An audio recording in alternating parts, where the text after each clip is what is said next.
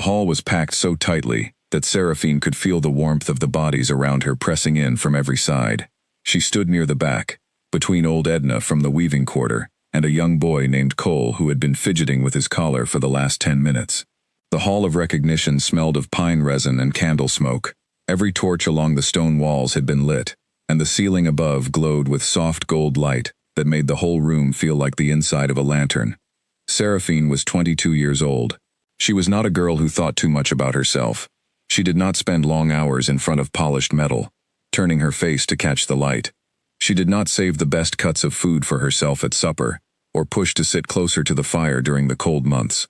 She had spent most of her life learning how to take up as little space as possible, not because she was weak, but because she had seen what happened to those who reached above their station in the northern pack. She had watched people reach, and she had watched them fall, and she had decided very early that the ground was safer. Her mother had died when Seraphine was 9, a fever that moved fast and left nothing behind. Her father, Owen Voss, was a quiet man who made boots for the pack's warriors. He was respected, but only in the way that useful things are respected, not the way that powerful things are. He had raised Seraphine alone, with steady hands and very few words, and the main lesson he had taught her without ever saying it plainly was this: do your work, do it well, stay out of the way of those who want more than you have, and you will survive. She had survived, 17 years of surviving, and she had gotten rather good at it. But tonight was different, and she knew it, and knowing it made her chest feel like it was full of something she could not name. The Hall of Recognition only opened on one night each year. It was the night when the moon goddess, through some ancient arrangement that no one fully understood, and no one dared question, revealed the fated pairs. Not romantic bonds chosen by preference or convenience, bonds written before birth, bonds that went all the way down into the bone. Some years, no bonds were revealed. People stood in the hall for hours and went home ordinary. Some years, 2 or 3 pairs were named.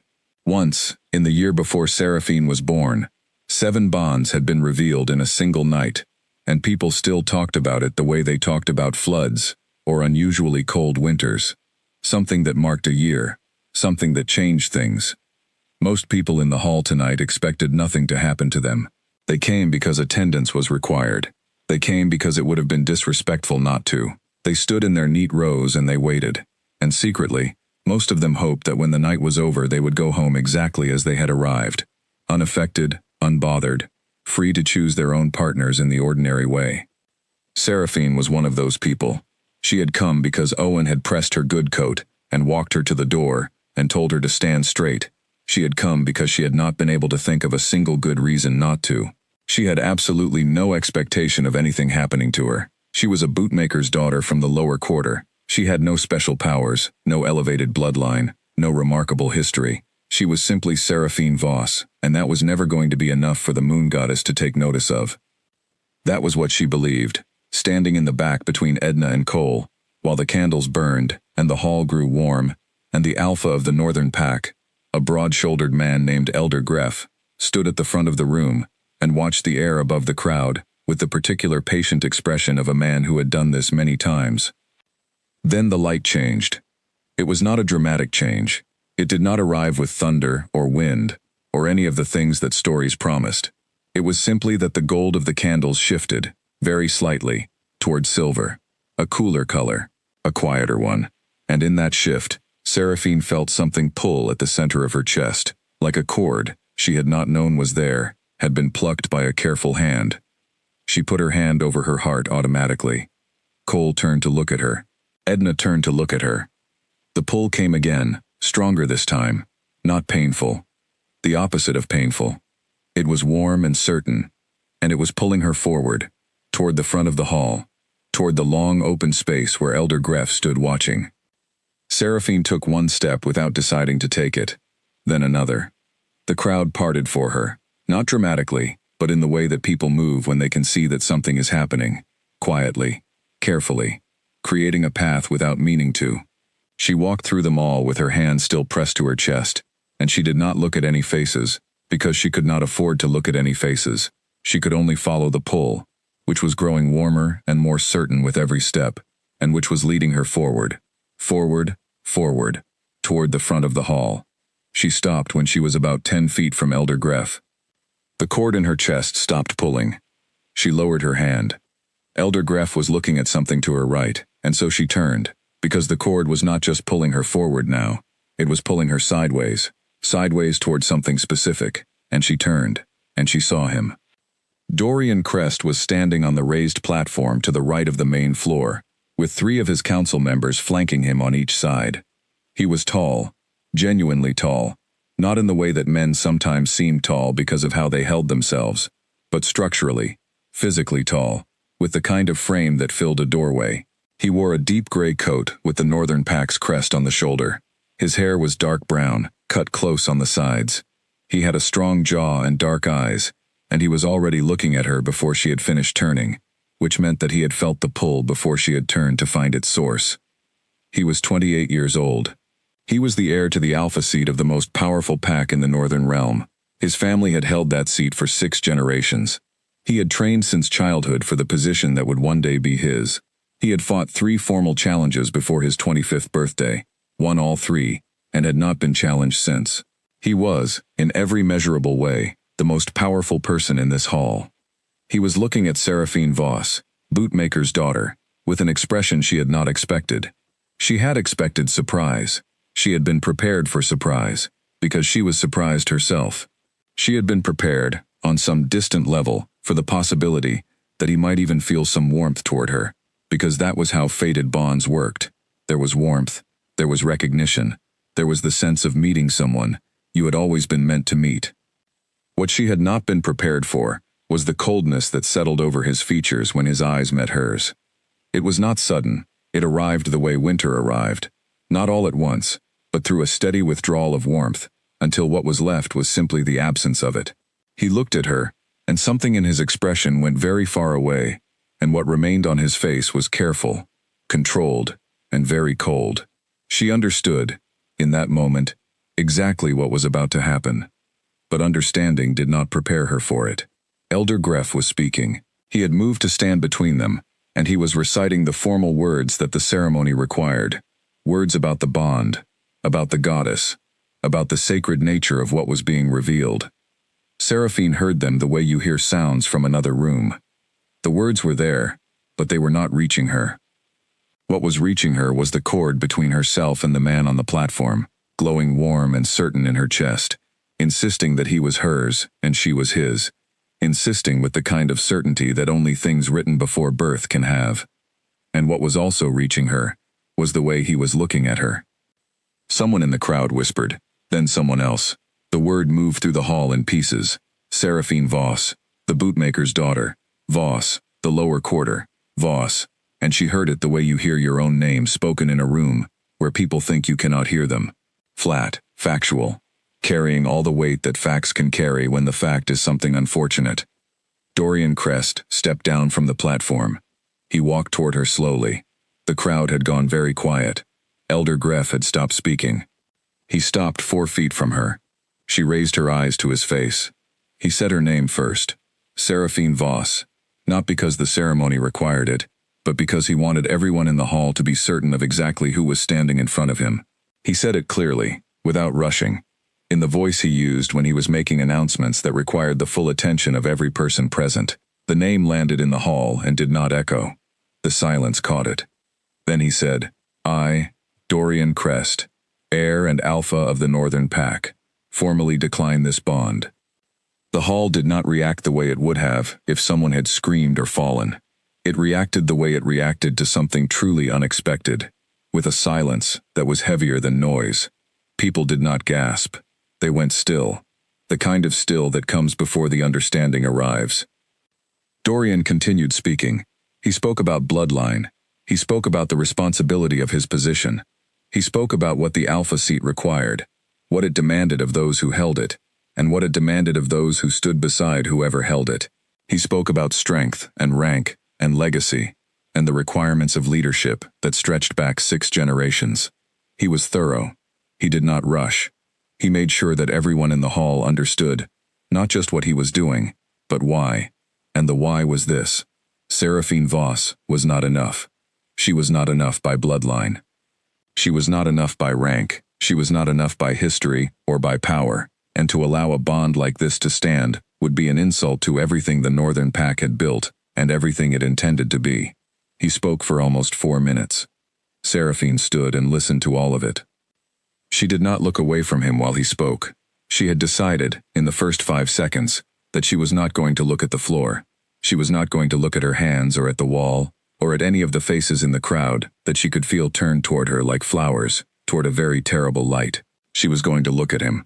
If he was going to say these things, he was going to say them to her face, and she was going to receive them standing upright with her eyes open. The cord in her chest was pulling, still pulling, even now. It did not know what was happening. It only knew what it had always known. She felt it ache against his words, each sentence tightening the cord rather than severing it, because the bond did not work that way. A bond created by the moon goddess could not be broken by words. It required a formal severing, a declaration, the specific language. She knew the language was coming. She had known since the coldness settled over his face. When he finished speaking about bloodline and rank and legacy, he said the words, the old words, the formal words that only the person who held the bond could speak. He said them in a steady voice, without hesitation, without the small pause that might have suggested he was reconsidering. He spoke the 7 words of rejection in a clean, unbroken line, and when the last word left his mouth, the cord in Seraphine's chest snapped. It was not like a rope snapping. It was not violent or loud. It was the removal of something that had been there for as long as she could remember feeling anything at all, not months or years, but the entirety of her existence. The quiet background warmth that she had always assumed was simply the way the world felt, and which she now understood, in the moment of its absence, had never been the world at all. It had been this. It had been him, or the idea of him, or the place where he was supposed to be. And now it was gone, and what was left was a cold open space where the cord had been, and it hurt in the way that only absences can hurt. Not sharp, but total. She breathed. She did not let the breath shake. Dorian stepped back. The ceremony, as far as he was concerned, was complete. He turned back toward the platform. Seraphine looked at Elder Greff. The old man met her eyes for exactly 1 second, and what she saw in his face was not cruelty. It was something more difficult than cruelty. It was pity. The specific pity of a person who has witnessed something they cannot fix, and who is sorry for it, and who will do absolutely nothing about it. She looked back at the crowd. The faces were turned toward her. Hundreds of them. Every shape and age and expression of the Northern Pack, looking at her from their neat rows, and she could feel what most of them were feeling, because people are not as good at hiding their feelings as they believe they are. She could feel the discomfort, the second-hand shame, the relief, and yes, some of them were feeling relief, because it had not happened to them, and humans and wolves alike reach for relief when they are frightened. She could feel a handful of them wanting to help her and not knowing how. She could feel a handful of others thinking things about her that were not kind. She gave none of them what they were waiting for. She did not cry. She did not speak. She did not look at the floor. She held her hands still at her sides, where they had been for the entire duration, because she had curled them into fists in the first moment, and then deliberately uncurled them, and made herself hold them open and still, because she refused to be the girl in this story, who stood clenching her fists, while a man explained her inadequacy to a hall full of witnesses. She turned toward the main doors. She walked. She walked at a normal pace, not quickly, not slowly. The pace of someone who had somewhere to be, not the pace of someone who was running. The crowd opened for her again, this time with the different quality of people who are trying to make it easier for someone to leave, rather than the quality of people watching something happen. Some of them looked away as she passed. She preferred that to the ones who did not. She reached the doors. She pushed them open. The cold night air came in around her, and she stepped through the doors and into it, and the doors swung shut behind her, and the noise of the hall, which had been building again in her wake, the low rising hum of 200 people beginning to speak at once, was cut off. And she was alone in the dark outside the hall, with the cold on her face, and the moon, very large and silver above the tree line, and the place where the cord had been aching quietly in the center of her chest, like a room from which all the furniture has just been removed. She stood there for a moment. Then she straightened her coat, which did not need straightening, and turned toward the path that led back to the lower quarter, and walked home to her father's house. Owen was still awake. He was sitting at the kitchen table with a cup of something warm, and he looked up when she came through the door. He saw her face, or something in her face, or the way she held herself, and he did not ask what had happened. He simply stood up, went to the hearth, and poured a second cup. She sat across from him at the table. They were quiet together, which was the way they had always been, and which was enough. Outside, the moon continued to rise, and in the Hall of Recognition, the ceremony went on without her, because the night did not stop for the things it broke. 3 days passed before the pack started talking about it openly. In those 3 days, people moved around Seraphine with the specific kind of caution they used, around things that had been recently broken. They were not unkind to her face. The women in the market said good morning. The men who came to Owen's workshop for boot repairs treated her exactly as they had always treated her. Nobody said the word rejection to her directly.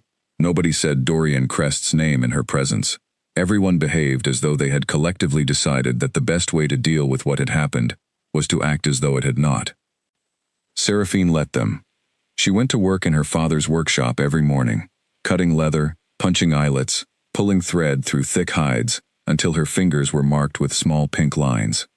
She carried deliveries to the pack's northern gate, and to the warrior barracks, and to the elder quarter. She cooked supper with Owen in the evenings. She slept. She woke. She went back to the workshop.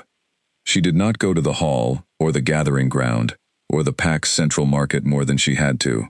Not because she was hiding. She was very clear in her own mind that she was not hiding. She simply had no desire to be in large public spaces where she could feel the weight of people managing what they said in her vicinity. That kind of careful, collective silence around a person was exhausting to sit inside of, and she was already carrying enough. She was carrying the thing that nobody could see, and nobody was asking about, the absence, the cold space in the center of her chest where the cord had been. She had not realized, before the ceremony, that she had been carrying the cord her entire life. She had not known it was there, because it had always been there. You do not notice the things that have always been present. You only notice them when they are gone. She noticed it now.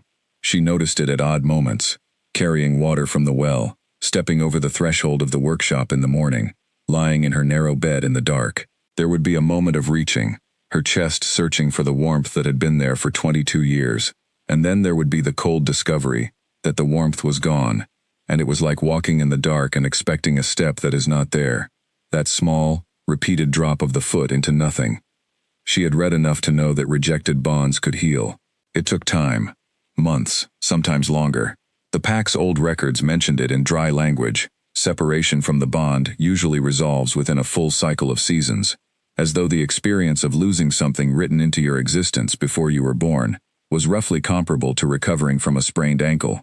She had always found the pack's old records very practical about things that were not practical at all. On the morning of the 4th day, she was working at the cutting table when she heard voices outside the workshop door. She recognized one of them immediately. Petra Crest, Dorian's younger sister, who had been 2 years ahead of Seraphine in their shared schooling years.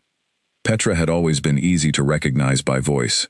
She had the kind of voice that carried without meaning to, high and clear, like a bell that rang whether you pulled the rope or not. Seraphine kept cutting leather. "Can't imagine what he was thinking," Petra was saying, not to Seraphine, but to whoever she had walked here with. Or rather, I can, and that's the problem. He thinks he knows exactly what he's doing, always, and the rest of us are just supposed to. Petra. A different voice. Lower. Owen. Her father had come around from the side of the workshop and was clearly speaking to Petra directly. "Can I help you?" There was a pause. Petra's voice, when it came again, was quieter. "I came to speak to Seraphine, if she'll have me." Seraphine set down her cutting blade, stood up from the table, and went to the door. She opened it. Petra Crest was standing in the lane outside the workshop with her hands folded in front of her, and an expression on her face that Seraphine had not seen on Petra before. Something careful. Something that did not come naturally to a face that was more accustomed to brightness. Seraphine looked at her. Petra said, "I wanted to say I'm sorry. Not on his behalf. He wouldn't send me. I'm here on my own behalf." Seraphine nodded once. "He was wrong," Petra said. "What he said in the hall was wrong, and the way he said it was wrong, and I told him that, and he doesn't agree with me. But I wanted you to know, that at least one person in that family understands the difference between having power and using it to hurt someone. Seraphine was quiet for a moment, then she said, "I appreciate you coming." Petra looked at her, with the expression of someone who had been expecting more, and was not sure what to do with less. "Is there anything I can do?" "No," Seraphine said, not unkindly. "There's nothing anyone can do, that's all right." Petra left. Seraphine went back to the cutting table. She thought, as she worked, about what Petra had said, and about Dorian, and about the hall. She had not let herself think about the hall specifically, since the night it happened.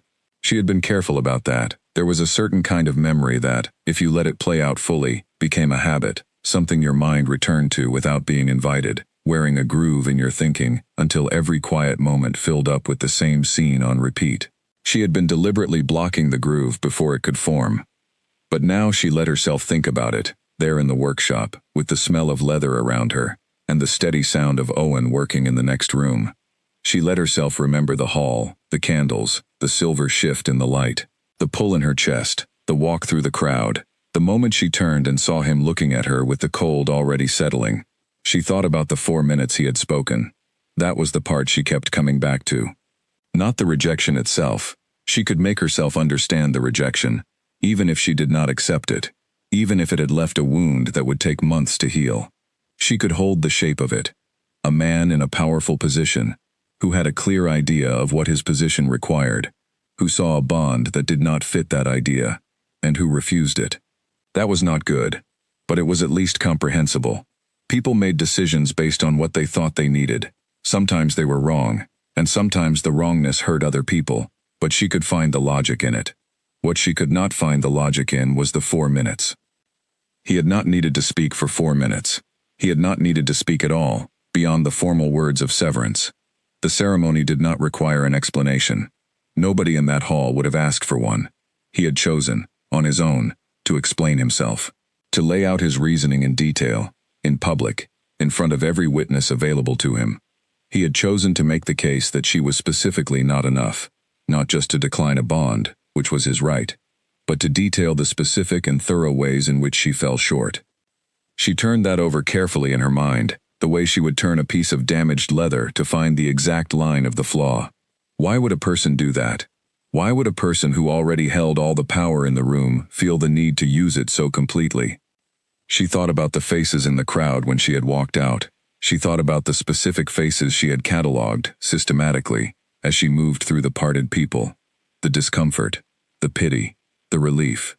And something else. Something she had noted and then set aside because the moment had not given her time to examine it. Not on many faces, but on some. A few people, scattered through the crowd, who had not looked at her with pity or relief, but with something else entirely. Something she could only describe as recognition, as though they were seeing something they had suspected but not been certain of, and the certainty was settling over them in real time. She had turned that observation over 3 times now. She was fairly certain she understood it, and the understanding was not comfortable. Dorian Crest had not given a 4-minute speech because he needed to justify himself. He had given it because he wanted to make absolutely certain that the pack saw exactly who she was before they could form an opinion of their own.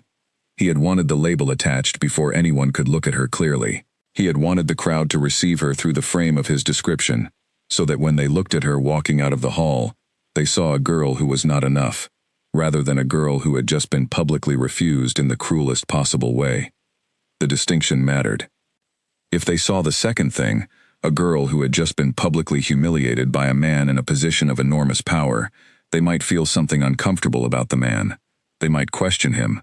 Some of them might even feel anger on her behalf. And Dorian Crest, who had never in his life invited a question he did not already control the answer to, had apparently decided that the best way to prevent that outcome was to ensure that the crowd saw only the first thing. She was not sure he had fully succeeded. She had seen Petra's face, after all. But she thought he had succeeded with enough people to make a difference, and she thought he had known he would, and she thought he had done it deliberately and calmly, and she was not sure which of those 3 things bothered her most. She cut leather for another 2 hours.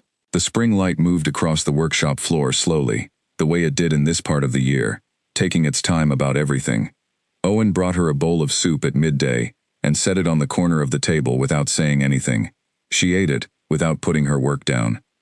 That afternoon, she went to deliver a pair of finished boots to the warrior barracks on the eastern edge of the pack's territory. It was a longer walk than most of her deliveries, and she usually took it slowly, using the time to think about the things she needed to think about, without the background noise of the workshop. Today she walked at her usual pace, and let her mind settle around what she had been turning over all morning. She had been in the lower quarter her whole life. She had been a bootmaker's daughter her whole life. She had been invisible to the upper tiers of the pack for as long as she could remember, not actively excluded, not specifically targeted, but simply overlooked, the way that things are overlooked when they do not register as significant. And until 4 days ago, she had found that arrangement, if not comfortable, at least manageable.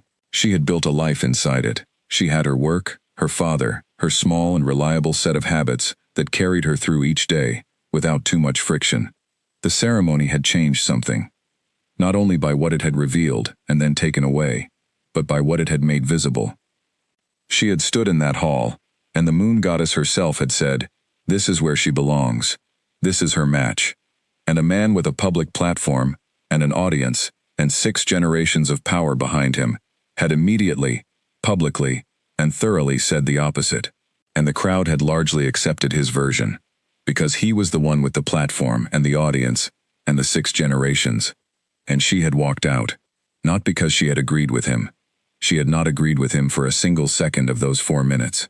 She had stood there with the cord warm in her chest, and his words landing one after another, and she had known, with the specific clarity that sometimes arrives in the worst moments, that he was wrong. Not just wrong about the bond, wrong about her. She had known it, and she had walked out anyway. Because what do you do when you are 22 years old, and a bootmaker's daughter, and every single witness in the room belongs to the world of the man who is explaining your inadequacy? What do you do when the truth is inside you, and the power is entirely outside you, and there is no immediate path from one to the other?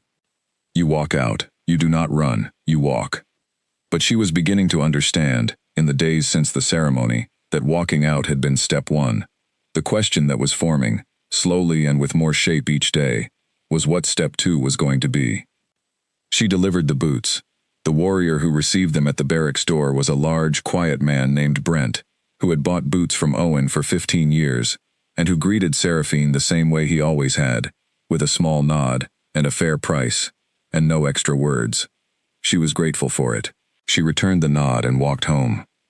Owen was at the kitchen table when she came in, working on a soft pair of indoor shoes for Elder Greff's wife.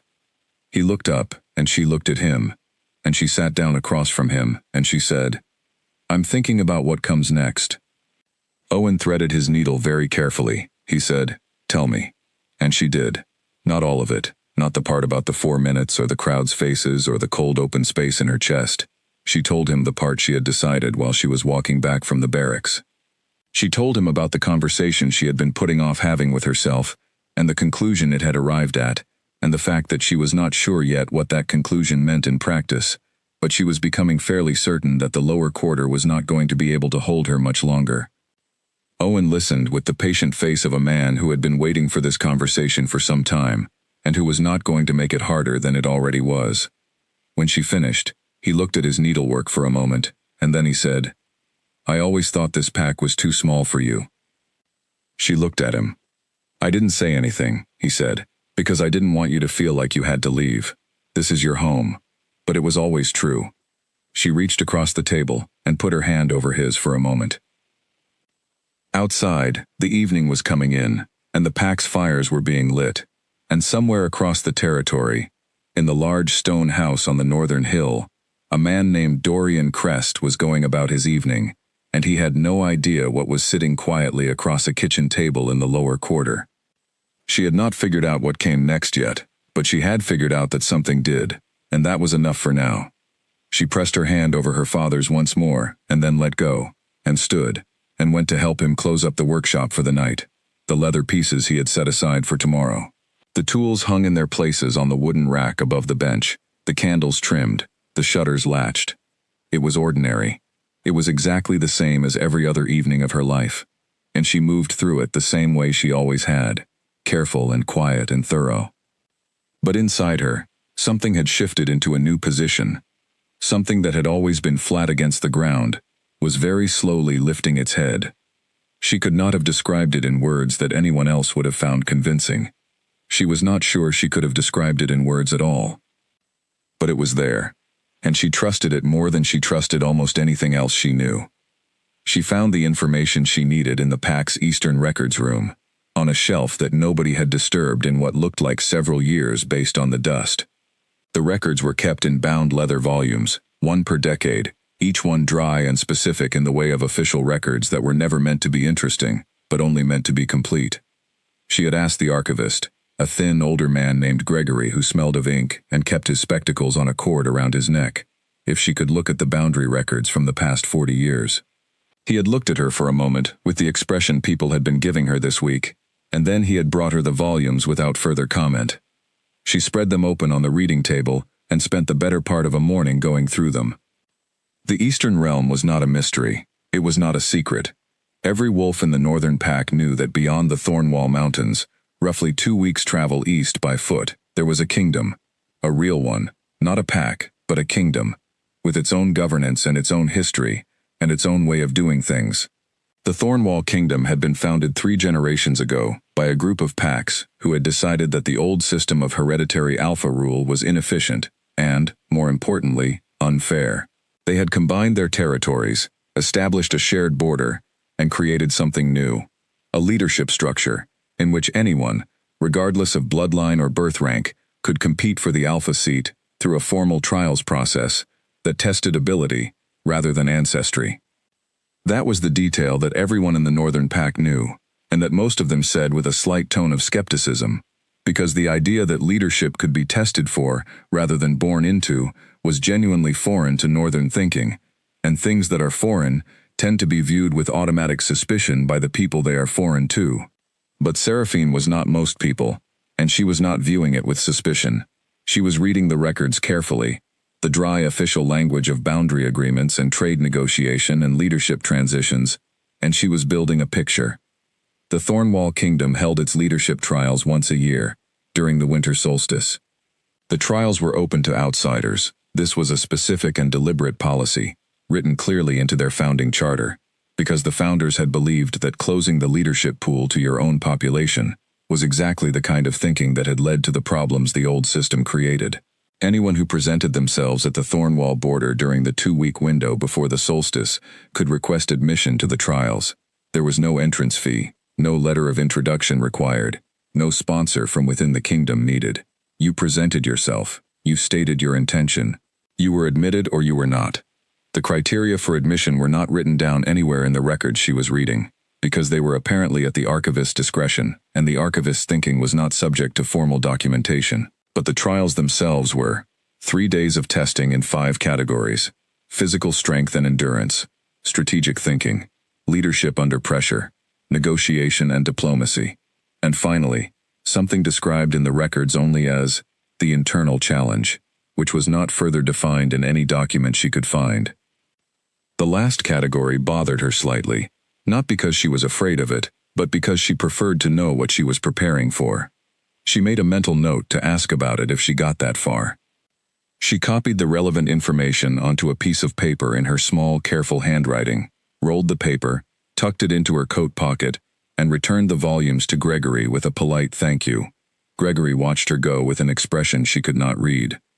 She spent 2 weeks after that in the kind of deliberate preparation that most people would not have associated with her if they had been paying attention to her, which most people were not. She had always moved quietly through the pack. She moved quietly through this, too. She ran in the mornings, not the light running she had done occasionally to stay in reasonable shape, but real running, distance running, first, working up the weeks-long walk between here and the Thornwall border in her mind, and understanding what a body needed to make that journey in winter, and then speed running, shorter distances but harder, pushing until her lungs burned and her legs argued with her and she kept going anyway. She ran before dawn, when the paths were empty, in the forest beyond the lower quarter's edge. She sparred in the evenings. This was harder to arrange discreetly. She asked Cole, the boy who had stood next to her at the ceremony, who turned out to be 17 and surprisingly serious about his physical training, if he would be willing to practice with her in exchange for helping him with the reading and writing he was struggling with for his schooling. Cole agreed immediately, with the enthusiasm of a young person who does not yet understand that the trade he is being offered is actually very one-sided in his favor. He was stronger than her. He was also much less controlled than her. She let him teach her how to hit harder, and she taught him how to hit smarter, and within 6 evenings they had both improved considerably. She read everything she could find about the Eastern Realm. The Pack's library was not extensive on the subject, but Gregory, once he understood what she was actually looking for, surprised her by producing 3 additional volumes from a locked cabinet that he had apparently decided she was trustworthy enough to access. One of them was a first-hand account, written by a Northern Pack wolf who had traveled to Thornwall 40 years ago and returned with detailed observations. It was the most useful thing she read. The writer had been sharp and specific in his descriptions. The terrain, the climate, the social customs of the kingdom, the way they spoke to each other, the way they treated outsiders, the specific things that mattered to them. The thing that mattered most to them, as far as she could tell from everything she read, was demonstrated ability, not potential ability, not historical ability. What you could do right now, in front of people, under conditions that were not favorable. She could work with that. She also thought very carefully, in the evenings when her preparation was done and she had space to think, about what she was doing and what it would cost her. She was clear with herself about the cost. She would be leaving her father. She would be leaving the only home she had ever known. She would be traveling alone into a territory she had never seen, in the middle of winter, with no guarantee of anything, except the possibility of a chance to prove herself, and that chance was not guaranteed either, because she had not yet been admitted to the trials, and admission was not certain. She was doing all of this because a man had said she was not enough, in front of 200 witnesses, and because she had stood there receiving it with her hands open and her eyes up, and because everything in her that had been quiet and still for 22 years had, in the days since, been growing steadily less quiet, and she had realized that she had a choice. She could let the silence continue until she became someone who had once, briefly, been noticed by fate and then put back where she started.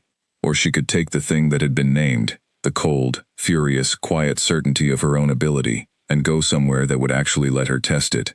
She chose the second one. She told Owen on a Tuesday evening in the second week of her preparation. She had waited until she had a clear plan before telling him, because she knew her father well enough to know that "I'm thinking about leaving" would worry him. And "I'm leaving in 4 days, here is exactly where I'm going, and why, and what I'm planning to do when I get there," would worry him less, because Owen was a man who found plans calming, even when the plans were difficult. She was right. He listened to all of it. She laid it out completely, and when she finished he was quiet for a long moment, and then he said, "The Thornwall trials. You've been reading about them." "Yes," she said. "And you think you can pass them?" She considered the honest answer. "I think I can try," she said. "I don't know if I can pass them. I know I can try." Owen was quiet again. "I'm not running," she said. "I want you to understand that. This isn't because of the hall." Owen gave her a look that was fond and also very direct. "Seraphine," he said, "everything is because of the hall. That's all right. That doesn't make it running. Sometimes something happens to you, and it shows you a door you didn't know was there. The question is whether you're brave enough to open it. The door was always there. You just needed someone to be terrible enough to make you look for it." She had not expected that. She sat with it for a moment. "I'll worry," Owen said. "I'll worry every day until I hear from you. But I won't ask you to stay." She helped him finish his current commissions before she left. She was not going to leave him with work undone, and no one to carry deliveries. She spent 3 days completing what was outstanding, which kept her hands busy, and her mind mostly clear, and which also gave her the odd experience of doing familiar things, while knowing that she was doing them for one of the last times, which gave ordinary tasks a specific quality of presence that she had not noticed in them before. She packed a single bag, practical things only: her warmest coat, 2 changes of clothes, her knife, the copy of the Thornwall records she had made in the archive, a small amount of money that she had been saving in the same way she did everything, quietly, consistently, without anyone knowing it was happening. A photograph of her mother that Owen had given her when she was 12, small and worn at the edges from years of being carried in a coat pocket. On the morning she left, it was very early and very cold. Owen walked her to the lower quarter's edge. where the path turned east, and the trees thinned, and the pack's territory ended at a small stone marker that she had walked past 100 times without ever crossing. He held her for a long moment, which was unusual for him, and she held on back. Then she stepped over the marker and onto the eastern path. She did not look back, not because she did not want to. She did not look back because she had learned something about herself in the past 2 weeks of preparation. She was the kind of person who, if she looked back, would stand there looking for a long time, and she could not afford to do that. She had a journey ahead of her that required the attention that looking back would steal. So she went forward. The path was hard underfoot, frozen and pale in the early light. The trees on either side were bare and dark. Her breath made small clouds in the cold air. Her bag was heavier than she had hoped but lighter than she had feared. Her boots, made by Owen himself, the best pair she had ever owned, were perfect. She had not worn them until today. She had saved them. She walked east. The northern pack fell away behind her with every step. The stone marker disappeared in the distance. The familiar forest gradually changed in character, the trees becoming slightly different in proportion, the undergrowth shifting, the sounds of birds gradually becoming the sounds of different birds. She noticed all of it without breaking stride. She had a long way to go. She had 2 weeks of walking ahead of her, alone, in winter, through territory she had never seen. And at the end of those 2 weeks was a border, and at that border was a kingdom that tested people by what they could do, rather than what they were born into. And she was going to present herself at that border and ask to be tested. She had no idea what was waiting for her. She had never been outside the Northern Pack's territory before. She was alone for the first time in her life. The cold was settling in more deeply as the morning opened around her. Her chest, in the place where the cord had been, was still cold and still quiet. But her feet were steady on the ground, and her eyes were clear, and she was, despite everything, not afraid. That was enough to go on. She walked. The first day was the hardest, in the way that first days of difficult things always were. Her body had prepared, but her mind was still adjusting to the reality of what her body was being asked to do. She stopped twice in the morning to check the sun's position and the small hand-drawn map she had copied from Gregory's records. She was on the right path. She kept going. By midday, she had put enough distance between herself and the Northern Pack that she could no longer pick up any familiar scents on the wind. The pack's particular combination of wood smoke, pine resin, leather, and the specific mineral quality of the stream that ran through the lower quarter, gone, replaced by simply the smell of winter and empty forest. It was the first time in her life she had stood in a place that smelled of no pack at all, and the sensation was stranger than she had expected. Not frightening, strange. She found a rock in the shelter of 2 large oaks, sat on it, ate some of the food she had packed, and did what she always did when something felt strange. She sat with it until the strangeness settled into something she could name. What she named it, after about 10 minutes, was freedom. The slightly vertiginous, unfamiliar, very genuine feeling of a person who has stepped outside the story they have been living in for their entire life and discovered that there are other stories, and that those other stories also have space in them for a person to stand. She ate the rest of her food, stood up, and kept walking. The second week of the journey was easier than the first, because her body had finished its complaint period and resigned itself to the work, and because the landscape was genuinely beautiful in ways she had not expected. The Thornwall Mountains, when they appeared on the horizon at the start of the second week, were not the gray and forbidding shapes she had imagined from the name. They were blue in the morning light, genuinely blue, layered and enormous, rising against the sky in the way of things that do not need to be impressive, and are impressive anyway. She stopped walking for a full minute the first time she saw them. She had never seen mountains before. She had not known they looked like that. She thought, I have never seen mountains. I have been too small. The pack has been too small. I did not know. She walked toward the Blue Mountains, and on the morning of the 14th day, she reached the Thornwall border, and she was ready. The border crossing was not what she had imagined. She had pictured something formal, a gate, perhaps, or a line of guards, or at minimum, a marked checkpoint with clear procedure. What she found instead was a low stone building set into the hillside, no larger than a shepherd's hut, with a single lantern burning outside it, and a carved wooden sign above the door that read simply, Thornwall, request entry within. She stood in front of it for a moment in the early morning cold, her pack on her back and her boots caked with the mud of 14 days of walking, and then she pushed the door open and walked in. The woman inside was perhaps 60, with silver-streaked dark hair pulled back sharply from a face that was all angles and assessment. She was sitting at a plain table, writing something in a ledger, and she did not look up immediately when Seraphine entered. She finished writing her sentence. She set her pen down. She looked up. This was Elder Mira. Seraphine did not know her name yet. She would learn it shortly, but she recognized the type immediately. The type of person whose assessment of you happens in the first 3 seconds, and whose expression tells you nothing about its conclusion. Name, Elder Mira said. Seraphine Voss. Origin. Northern Pack. Elder Mira glanced down at the ledger, wrote something, looked back up. Purpose. Seraphine said, I want to request admission to the trials. The woman looked at her for a long moment, then she said, Why do you deserve to be tested? It was the question. Seraphine had not known there was going to be a question, but there it was, and she recognized it as a real question, not a formality. The woman was watching her with the particular attention of someone who would know the difference between an answer that was rehearsed and one that was true. Seraphine said, I don't.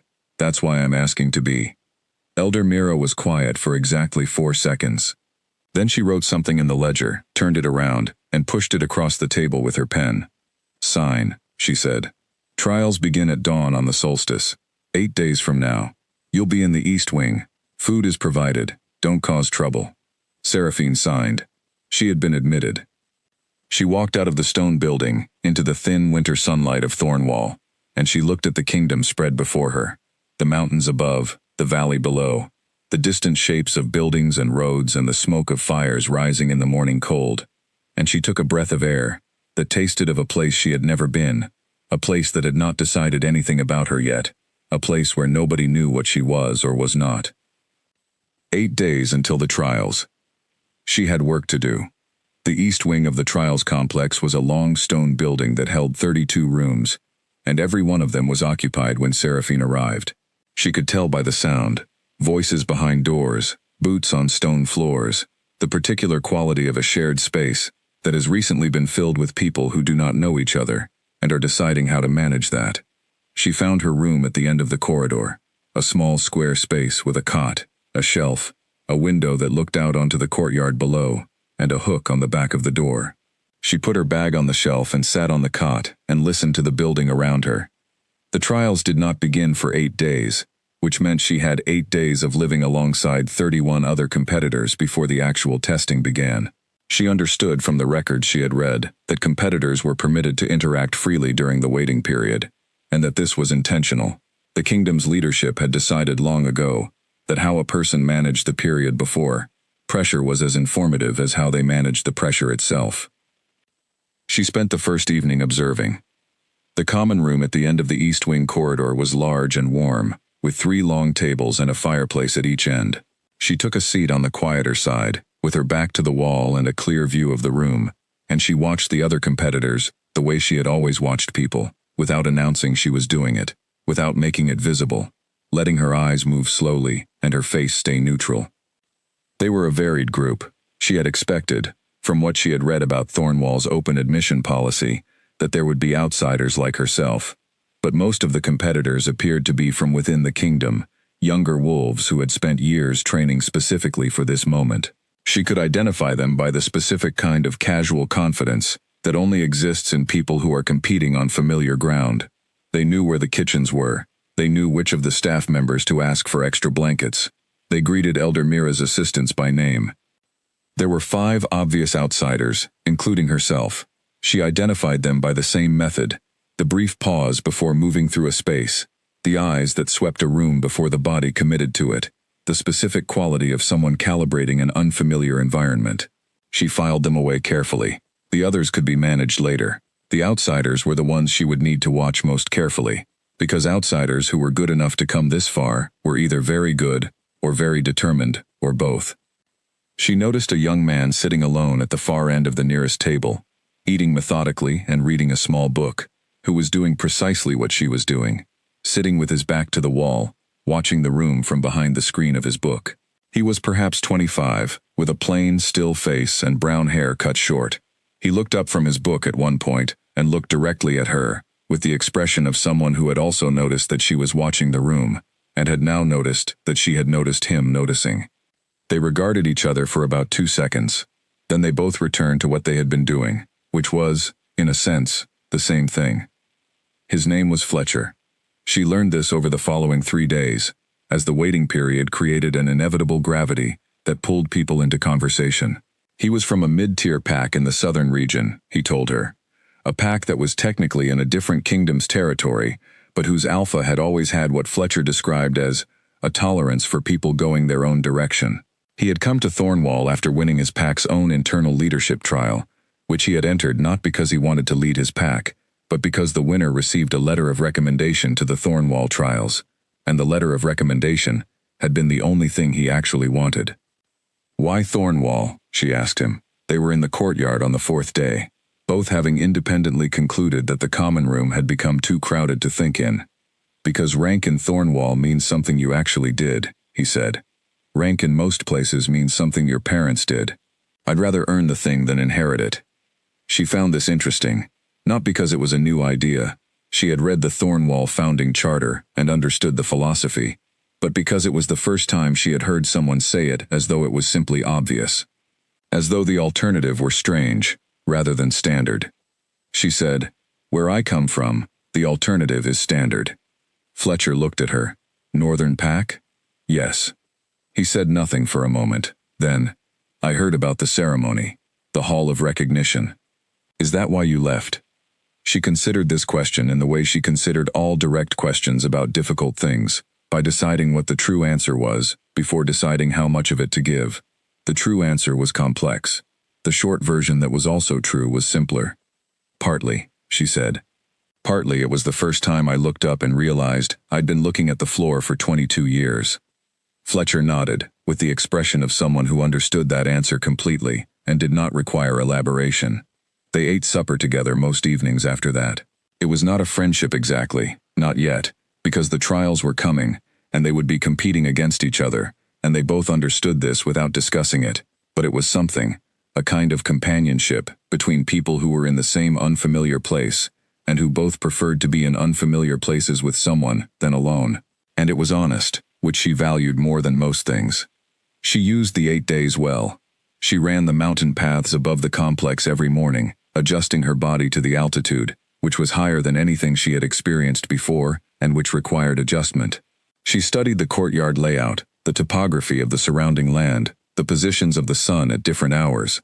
Not because she expected the trials to require this knowledge, but because understanding a physical space was simply something she did automatically, and which had never yet been useless.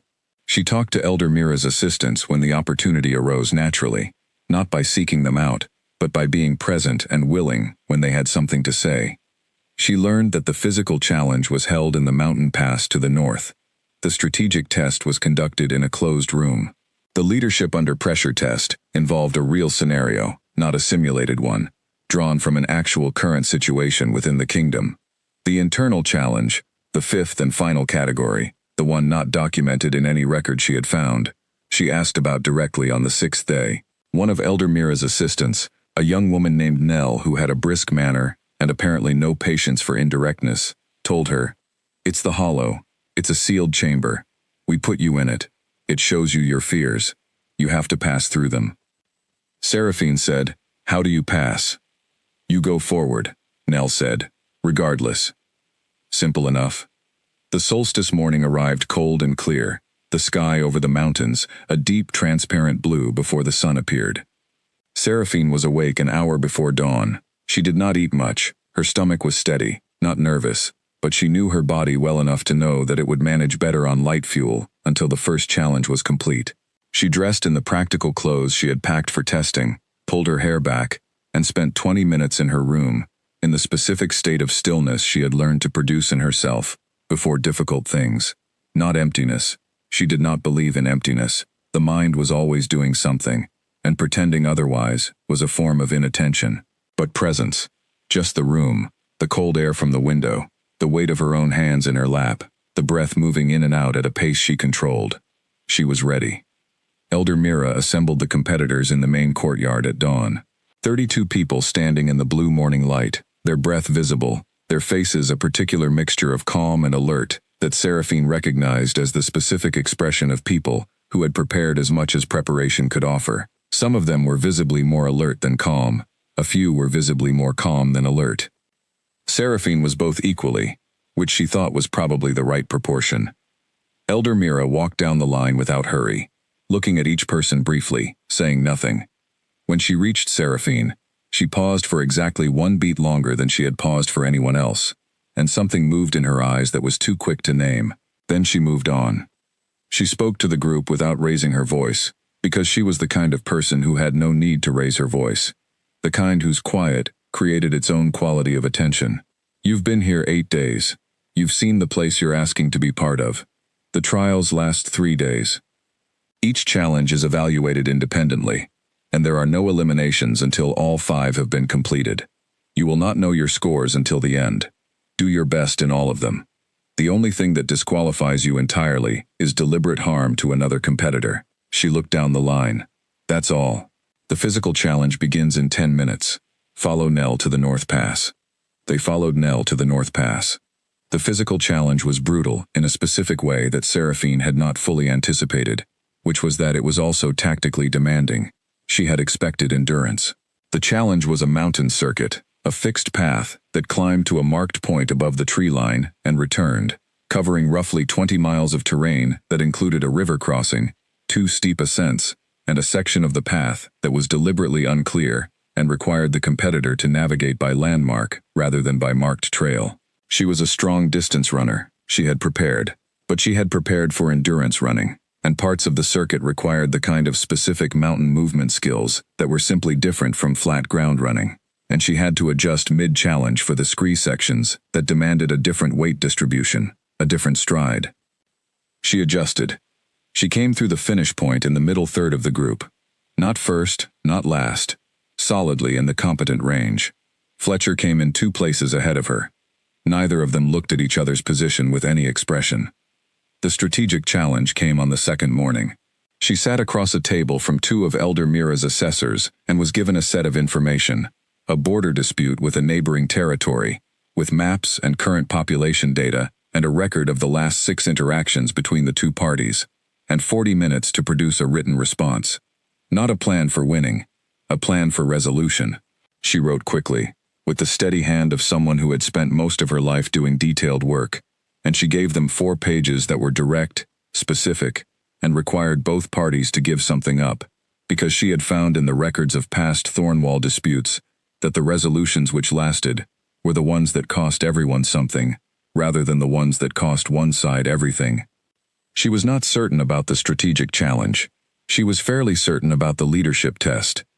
The leadership test was the one she had been most curious about, and most confident in, equally. She was given a real situation, an ongoing disagreement between 2 of the kingdom's inner pack leaders about resource distribution, and placed, without warning, into a room with both of them. The disagreement was genuine. Both leaders were genuinely unhappy, and she was supposed to lead the conversation toward something workable without the authority that would normally make that possible. She listened first. She listened to both of them without interrupting, without signaling agreement or disagreement, without the kind of physical tells that most people produce when they are deciding what they think. She just listened and took in the specifics, the real specifics, not the positions, but the things underneath the positions, the actual concerns that the argument was built on top of. Then she put those things on the table. She named them, clearly, for both leaders. She said, "This is what each of you actually needs. Not what you're asking for, this is what you need." Then she asked them to respond to that, rather than to each other's positions. The conversation shifted in a way she could feel in the room. She did not solve the problem in the hour she was given. She did not need to. She moved it to a place where it could be solved, and that, she suspected, was what was being evaluated. The 4th category, negotiation and diplomacy, she handled carefully, not because it was difficult, but because she noticed early that the assessor watching her was specifically tracking how she responded when the other party in the negotiation was dishonest. She caught 3 instances of misdirection in the first 20 minutes. She did not call any of them out directly. She simply did not respond to the misdirections as though they were true. She redirected each time to the factual record, gently, without accusation, and let the misdirections quietly fail without making them into a conflict. The assessor wrote something in her notes with a small nod that she did not appear to realize was visible. Then came the hollow. They sent competitors into the hollow one at a time, with a 15-minute gap between each. They were taken there individually, escorted by Nell through a path in the mountain that descended rather than climbed, which she had not expected, until they reached a stone entrance cut into the rock face. There were no visible seals or markings. It looked like a cave. Nell said, "In you go." Seraphine went in. The hollow showed her three things. She could not have said afterward exactly how long she was inside it, because time did not function normally in the chamber. It was not dark inside, but the light had no source, a diffuse, gray, even light that cast no shadows and made the space feel like the interior of a cloud. It was not cold, it was not warm, it was simply present, and it waited. The first thing it showed her was the hall, the ceremony, the pull, the turn, the face, the 4 minutes, the walk out. It showed it to her with the specific completeness of a memory that has been handled many times, worn smooth, and she felt it move through her the way those memories do when they have not been fully released yet. The cold space in her chest ached. She went forward. The second thing it showed her was Owen. Not Owen in difficulty. It was not that kind of fear, the kind that showed you disaster. It showed her Owen simply growing older, in the kitchen of the workshop, and the fear was quieter than she had expected. The fear of missing ordinary time with a person she loved. She held that for a moment, honestly, without pretending it was smaller than it was. Then she went forward. The third thing surprised her. She had expected more fear. Instead, the hollow showed her a version of herself sitting still. Not in danger, not in grief, just still, not moving, choosing comfort over forward motion, choosing the manageable over the possible. The hollow, she realized, knew that the specific fear she needed to pass was not the fear of pain. She had already demonstrated she could endure pain. The fear it was naming for her was smaller and harder to see, the fear of stopping, of deciding she had gone far enough. She walked forward through that one, faster than the first two. Nell was waiting for her at the entrance when she came out. She did not check a watch or make a note. She simply looked at Seraphine's face. "Second fastest today," she said. Seraphine nodded and walked back up the mountain path toward the complex, where the assessors were gathering the final scores, and where she would wait for what came next, with the patience of someone who had gone past the things she was afraid of, and come out on the other side still moving. The results took a full day. Elder Mira appeared in the common room on the evening after the final challenge, and read 11 names aloud from a list. Those 11, she said, would be advancing to the council review, which was the next stage in the process before any formal position was offered. The rest of the competitors would be thanked for their participation and provided with a written evaluation of their performance to take home. Seraphine's name was the 5th one read. She did not react visibly. She noted the warmth that moved through her chest, and acknowledged it, and then set it aside. Because reacting to being included would imply she had doubted her inclusion, and she had not. She had known she would pass the trials before she arrived. That was not arrogance. It was the specific kind of confidence that belongs to people who have spent a long time in accurate self-assessment, not the confidence that comes from never having failed, but the confidence that comes from knowing exactly what you can do, and having no illusions in either direction about the rest. Fletcher's name was the 8th one read. Their eyes met briefly when Elder Mira finished reading. Fletcher's expression said, "Well then." Her expression said the same. The council review was different from the trials in the way that conversations are different from tests. She was brought into a room with 7 people, Elder Mira and 6 senior council members of the Thornwall Kingdom, and she was simply asked to talk, about herself, about her history, about her thinking, about what she believed leadership required, and about why she specifically was sitting in that room. She had been in many conversations in her life. She had never been in a conversation quite like this one, because it required her to be specific about herself in a way she had always avoided, and to hold her ground under the kind of methodical questioning that was designed to find the places where a candidate's self-knowledge had gaps. She did not find it difficult. Not because the questions were easy. Several of them were genuinely hard. Questions about failure, about decisions she regretted, about moments when she had chosen wrong, and what those moments had taught her. She answered all of them with the same quality she brought to everything, honesty that had been sorted through carefully before it was offered. She did not perform emotion she was not feeling. She did not minimize things she had genuinely gotten wrong. She did not exaggerate her experience or her history. She was simply exactly what she was, in that room, under those 7 sets of eyes, for 90 minutes. When the council review was over, Elder Mira walked her to the door of the council room herself, which was apparently not standard procedure, because 2 of the council members exchanged a brief look as Mira stood. At the door, Elder Mira said quietly, "You navigate the space between confidence and honesty better than anyone I've reviewed in 7 years." Seraphine said, "I had a lot of practice being honest when confidence wasn't available." Mira looked at her for a moment. "Good," she said. "That's the kind we want."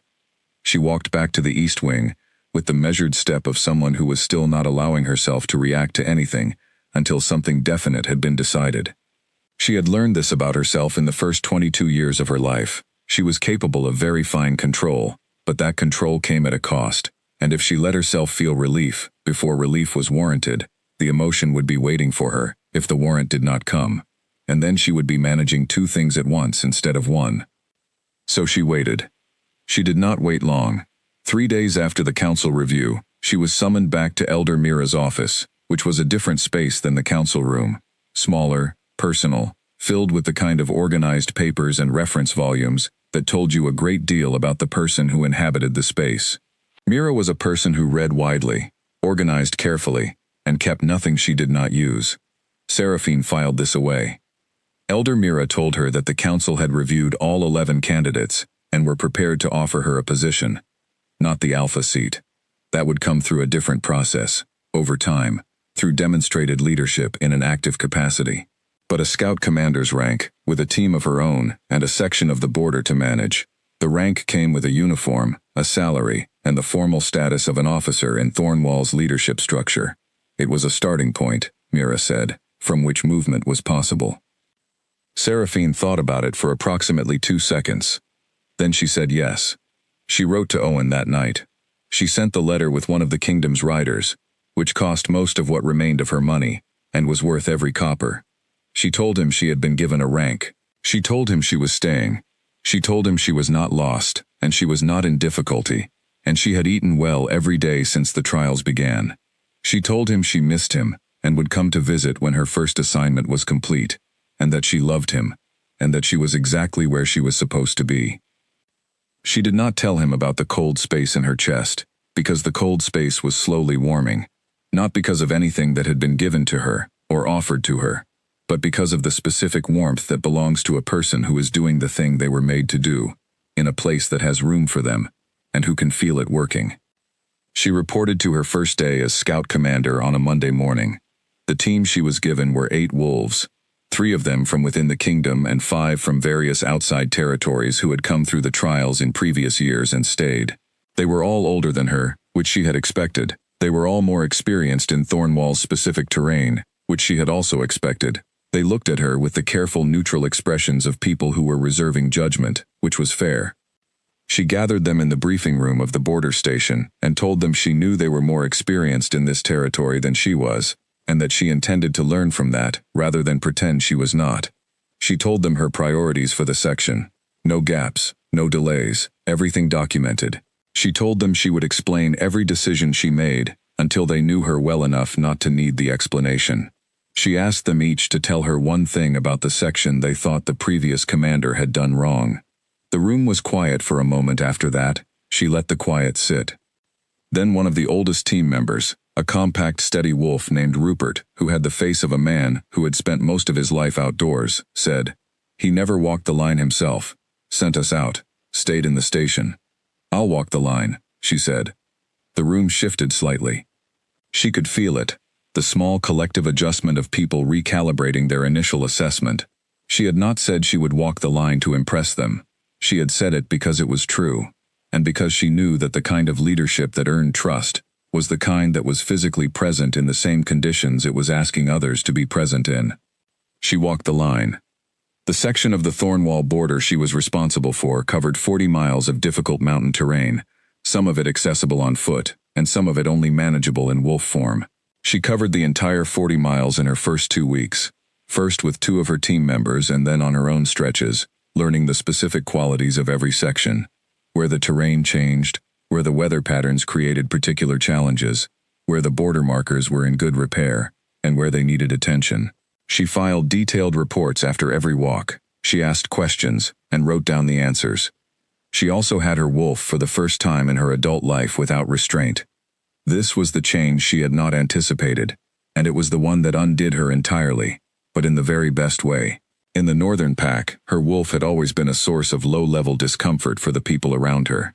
She had understood early that her wolf was larger than most and lighter in color than was common. A pale, almost silver coat that stood out, and that standing out in the northern pack's lower tier was not something to encourage. She had learned to keep her wolf quiet, to run short and pull back, to be, in wolf form, approximately the size and weight of what was expected of her, which meant compressing something that did not want to be compressed. Here, there was no expectation. The first time she fully released her wolf on the mountain borderline, it was mid-morning, and she was alone in a section that stretched for 3 miles without another living presence. She shifted between one breath and the next, and the wolf that emerged was herself, entirely herself, and she ran. She ran for an hour without stopping. The mountain terrain that had been challenging on 2 legs was simply the right surface on 4. Her silver coat caught the early light. Her stride was enormous. She was, in wolf form, considerably larger than she had expected, because she had never let herself find out before, and the extent of the suppression only became clear in the moment of release. She ran along the borderline, knowing every inch of it from her walking surveys, and she felt something work loose inside her that had been held tight for so long she had forgotten what it felt like to have it free. Rupert saw her return from the run when she came back to the station.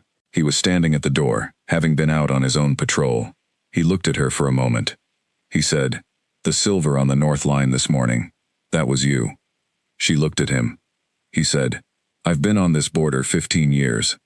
I've never seen a wolf that size move like that." He paused. "Where were you keeping that?" She said, "A place that wasn't big enough for it." He nodded slowly, with the expression of a man who understood something he had not understood before, and did not need it explained further. Her team shifted again. She could feel it happening over the weeks that followed, not as a sudden thing, but as the gradual change that occurs when people have time to observe someone and update their observations. The oldest team members warmed first, Rupert, and a lean, quiet woman named Clara who had been with the section for 11 years, and then the others followed in their own time, which she did not rush. Trust was not something she expected quickly. She knew what she had, and she knew that consistent people with consistent evidence eventually became clear to those around them. She was consistent. She was always on time. She always knew the current status of every section. She never sent anyone into conditions she had not personally assessed. She was fair in her corrections and specific in her praise. She took the night shifts when the weather was worst, not ostentatiously but quietly, because she slept lightly anyway and she knew her team slept better knowing she was on. 3 months after she had arrived, Rupert said to her at the end of a briefing, "Whatever they're paying you, it should be more." She said, "I'll negotiate that when I've been here long enough to have the standing to negotiate from." He said, "You've got the standing already." She looked at him. He meant it. She wrote to Owen again that evening. A long letter this time, with more detail, about the border and the team, and the mountains in the morning, and the way the wolf felt on the high passes. She wrote about Elder Mira, and the council room, and the specific quality of a place that measured what you could do, rather than what you were born to. She wrote it all in the small, careful handwriting she had always used, sitting at the desk in her border station room with the mountains visible through the window, and she felt, while she was writing, that she was trying to give Owen a picture of a place he would never see, but ought to know existed. She also wrote, in the last paragraph, something she had not fully said to herself before she wrote it to him. "I think I am becoming the thing I was always supposed to be. I can feel it happening. It is not dramatic. It is just very steady, and very clear, and very certain. And I think I am going to be here for a long time." She sealed the letter and gave it to the station rider in the morning. Then she laced her boots. Owen's boots, still perfect, still the best pair she had ever worn, and walked out into the mountain morning, and began the day's work. The North Line was waiting. She had 40 miles to know by heart, and she was learning it. 6 months into her assignment, she was called back to the main complex by Elder Mira for what the summons described as a performance review. She had been expecting it. 6 months was the standard interval. She prepared in the way she prepared for everything, honestly, without gilding anything, with clear factual examples of what her section had done well and what she had identified as needing improvement. She was not going to walk into a performance review and pretend her section was flawless. That was not what performance reviews were for. She sat across from Mira and 2 of the council members and gave her account for 30 minutes. When she finished, Mira said, "We've been watching your section since you took it. Your incident response time is the fastest of all 6 border sections. Your team retention is 100%. Nobody has requested a transfer. Your documentation is the most thorough we've received in 8 years." She paused. "And 3 separate patrols from neighboring territories have made informal inquiries about whether we'd be willing to share your border protocols." Seraphine said, "I can write them up if that would be useful." Mira said, "It would. And something else." She looked at her for a moment. "The Alpha seat. You know how it works here.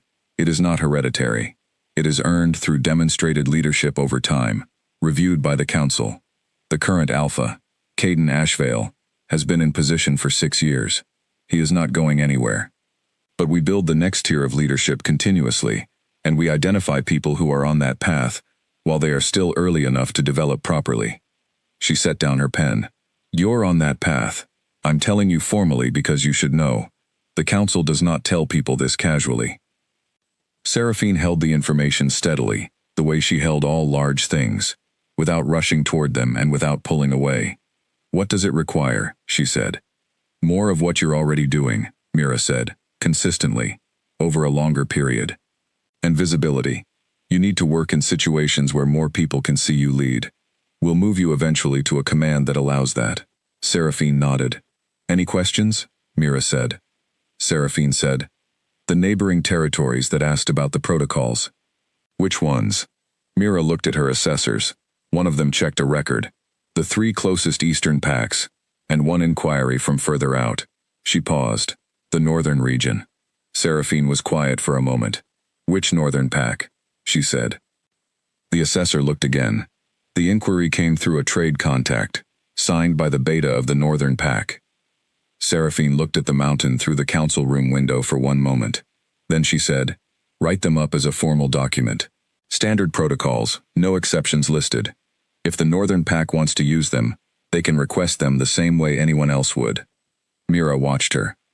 "Is there a reason to treat that request differently from the others?" Seraphine looked back from the window. "No," she said. "That's exactly why I want it handled the same." Mira held her gaze for a moment.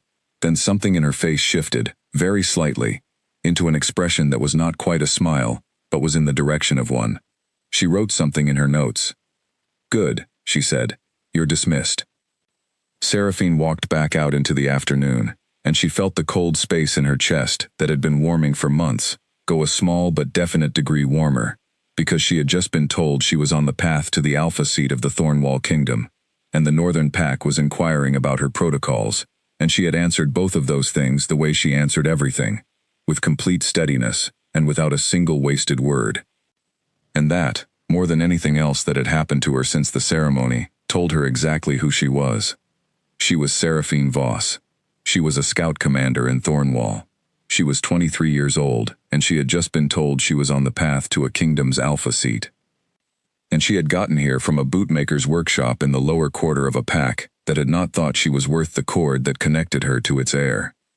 She laced her boots tighter at the base of the complex steps and walked back toward her border station. She had work to do. Caden Ashvale was not what she had expected. She had built a picture of him from records and from things Elder Mira and others had said, not deliberately, but the way you build a picture of anyone you have been told about before you meet them.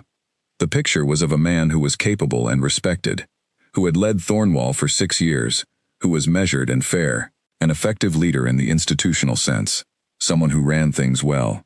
She had not built a picture that included the particular quality of his intelligence, which was not the careful, practiced kind, that most senior leaders developed over years of navigating political structures. It was the other kind, fast, lateral, the kind that moved between ideas in a way that was not always visible in advance, that arrived at conclusions through connections other people had not yet noticed were there to be made. She recognized it immediately when she encountered it, because it was the same kind she had, and she had spent most of her life in a place where almost nobody else did. She first met him at a regional commanders' gathering, 8 months into her assignment. These were held quarterly and brought the section commanders from all 6 border regions into the main complex for a day of combined briefing and strategy. She had attended the previous 2 without incident, contributing when she had something specific to add, listening the rest of the time, learning the texture of how decisions were made at the level above her current one. At this gathering, about 2 hours into the morning session, a disagreement arose between 2 of the senior commanders about the positioning of a new monitoring post on the western edge of the kingdom's border. Both had been made before, in previous quarters, without resolution. The discussion had the quality of a circular conversation that everyone in the room had come to recognize and resigned themselves to, the way you resign yourself to a recurring mechanical noise you cannot locate. Seraphine had been listening to the disagreement for several minutes, during which she had identified what she believed was the specific reason it kept recurring. Both commanders were framing the problem as a question of location, when the actual problem was a question of coverage timing. The post could not cover both priorities simultaneously at any single location, but an adjusted patrol rotation from 2 existing posts would achieve both priorities without a new post at all, which meant the question they were arguing about was not the question that needed answering. She said this clearly, once, with a specific breakdown of the patrol timing. The room was quiet for a moment. Then Caden Ashvale, who had been sitting at the head of the table, and who she had been peripherally aware of through the morning, but had not yet spoken to directly, said, "Run that through again." She ran it through again, more slowly. He asked 2 questions. She answered them. He nodded, not with the nod of someone being polite, but with the nod of someone who has just processed information at speed and found it to be structurally sound. He said, "Can you put that in writing before the end of the day?" She said yes. She put it in writing before the end of the day. He read it. The new monitoring post discussion was formally closed at the end of the quarter, replaced by the adjusted rotation, which worked. After that, Caden Ashvale knew who she was. This changed her experience of the commander's gatherings in a specific way, which was that he began directing questions to her when the questions were of the particular kind that benefited from the lateral thinking she apparently represented in the room. Not always. Not often enough to make it obvious, but enough that the other commanders noticed, and adjusted their understanding of where she was in the informal hierarchy of the room, which is a different thing from the formal one, and in some ways more important. She also began to understand him more clearly through these interactions. He was not a man who directed attention toward people he found useful as a display of his own good taste in recognizing talent. He did it because he was genuinely interested in the problem at hand, and she was the person in the room who was most likely to move the problem forward. That was the distinction, and it mattered to her, because she had spent enough time in the presence of people who performed recognition to know what performance looked like, and this was not it. She told Fletcher about it one evening, during one of his quarterly visits. He had been offered a rank in one of the eastern sections and taken it, and they had maintained the companionship from the trials period, meeting when the gathering schedules allowed. She told him about the monitoring post conversation, and about Caden's questions, and about the way the room had shifted. Fletcher listened with the expression he used when he was thinking. Then he said, "He's evaluating you." She said, "Everyone in that room is evaluating each other." "Not like that," Fletcher said. "He's evaluating you for something specific, the kind of evaluation that has a destination." She looked at him. "I've heard things," Fletcher said. "Not rumors. I don't repeat rumors. Specific things. From specific people I trust. The Council has been talking for 2 years about the question of joint alpha governance. There are territories to the east, 3 of them, who have been in extended resource disputes for most of the last decade. The current system means Caden can only negotiate at arm's length, through envoys. He's been building a case to the Council that Thornwall needs a second alpha with full standing, not a deputy, not a second in command, but a genuine equal partner in governance." He paused. "The Council approved the concept in principle last month. They haven't named a candidate yet. Seraphine was quiet for a moment. You heard all of this from specific people you trust, she said. I have good sources, he said. And I wanted you to know before he tells you, because I think you should have time to decide what you actually think about it before you're in the room where the offer is made. She thought about it for the rest of that evening and through most of the night, which was unusual for her. She generally slept well, and she found that what she was thinking about was not whether she was capable of it, and not whether it was a thing she wanted. Those two things were both clear. She was thinking about what it meant, the full weight and circumference of what it meant, because she was someone who had always believed that large things deserved to be thought about proportionally, and this was the largest thing that had ever been pointed in her direction. Joint Alpha, governance of Thornwall, a kingdom that had taken her from nothing, from the lower quarter, from a bootmaker's workshop, from the cold space in her chest, and had given her first a chance, and then a rank, and now was apparently considering giving her a seat that was equal to its highest. She found, when she had finished thinking, that she was not overwhelmed. She was not frightened. She was not even, particularly, surprised, not because she had expected this, but because she recognized it as the natural end of the direction she had been moving in, and directions that are real tend to arrive where they are pointing. What she felt, instead, was a very deep and specific gratitude that existed entirely alongside her clear-eyed understanding of the difficulty of what the role would require, and a recognition that those two things, gratitude and clear-eyed difficulty, were not in tension with each other. They were both true, simultaneously, and that was fine. Caden Ashvale summoned her to his office, 10 days after the commander's gathering.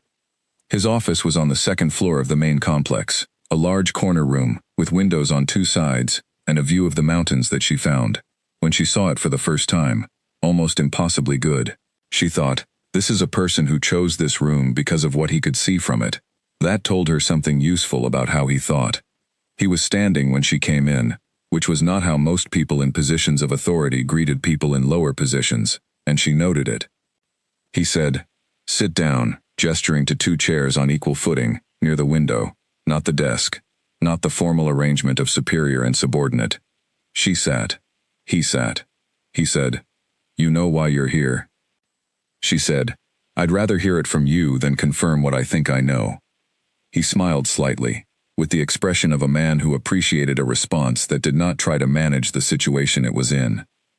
The council has approved the Joint Alpha governance structure. I've been authorized to name a candidate to fill the second seat, with the council's final approval. I intend to name you. He paused, not as my partner, not as my deputy, not as anything other than what the word means. Equal. Same seat, same authority, same obligations. She looked at him. He continued, I want to tell you why, because I think you deserve to know the reasoning rather than just the offer. I'd appreciate that, she said. He said, when the council first discussed joint governance, several names came up. All of them were competent, some of them were very good. The quality I was looking for, the specific one, was harder to find. I needed someone who would not defer to me because of length of tenure or position, but who would also not disagree with me for the sake of independence. Someone who would argue with me when they were right and agree with me when I was right, and be completely clear about which was which at every moment. He looked at her. You are that person. I identified it in the first conversation we had, and everything since has confirmed it. She said, you watched me for 8 months before making this offer. I watched you for a day before I knew, he said. I watched you for 8 months to make sure I wasn't wrong. He leaned forward slightly. You'll never again be in a position to second-guess the reliability of my attention after this conversation. She held his gaze for a moment. She said, what does the work actually require? Not the structure, the daily work. He told her. He was specific and thorough and did not simplify any of the difficult parts. He told her about the resource disputes to the east, the current state of the 3 territories that were the active problem, the council politics that shaped the decisions available to Thornwall leadership, the social dynamics within the kingdom that she would need to navigate from a different position than she currently occupied.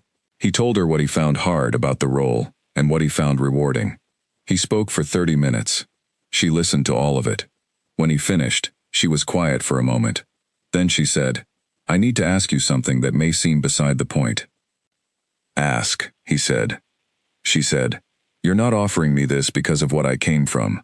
The Northern Pack. The ceremony. What happened there? He looked at her steadily. I'm offering you this because of what I've seen you do in 8 months on the north border.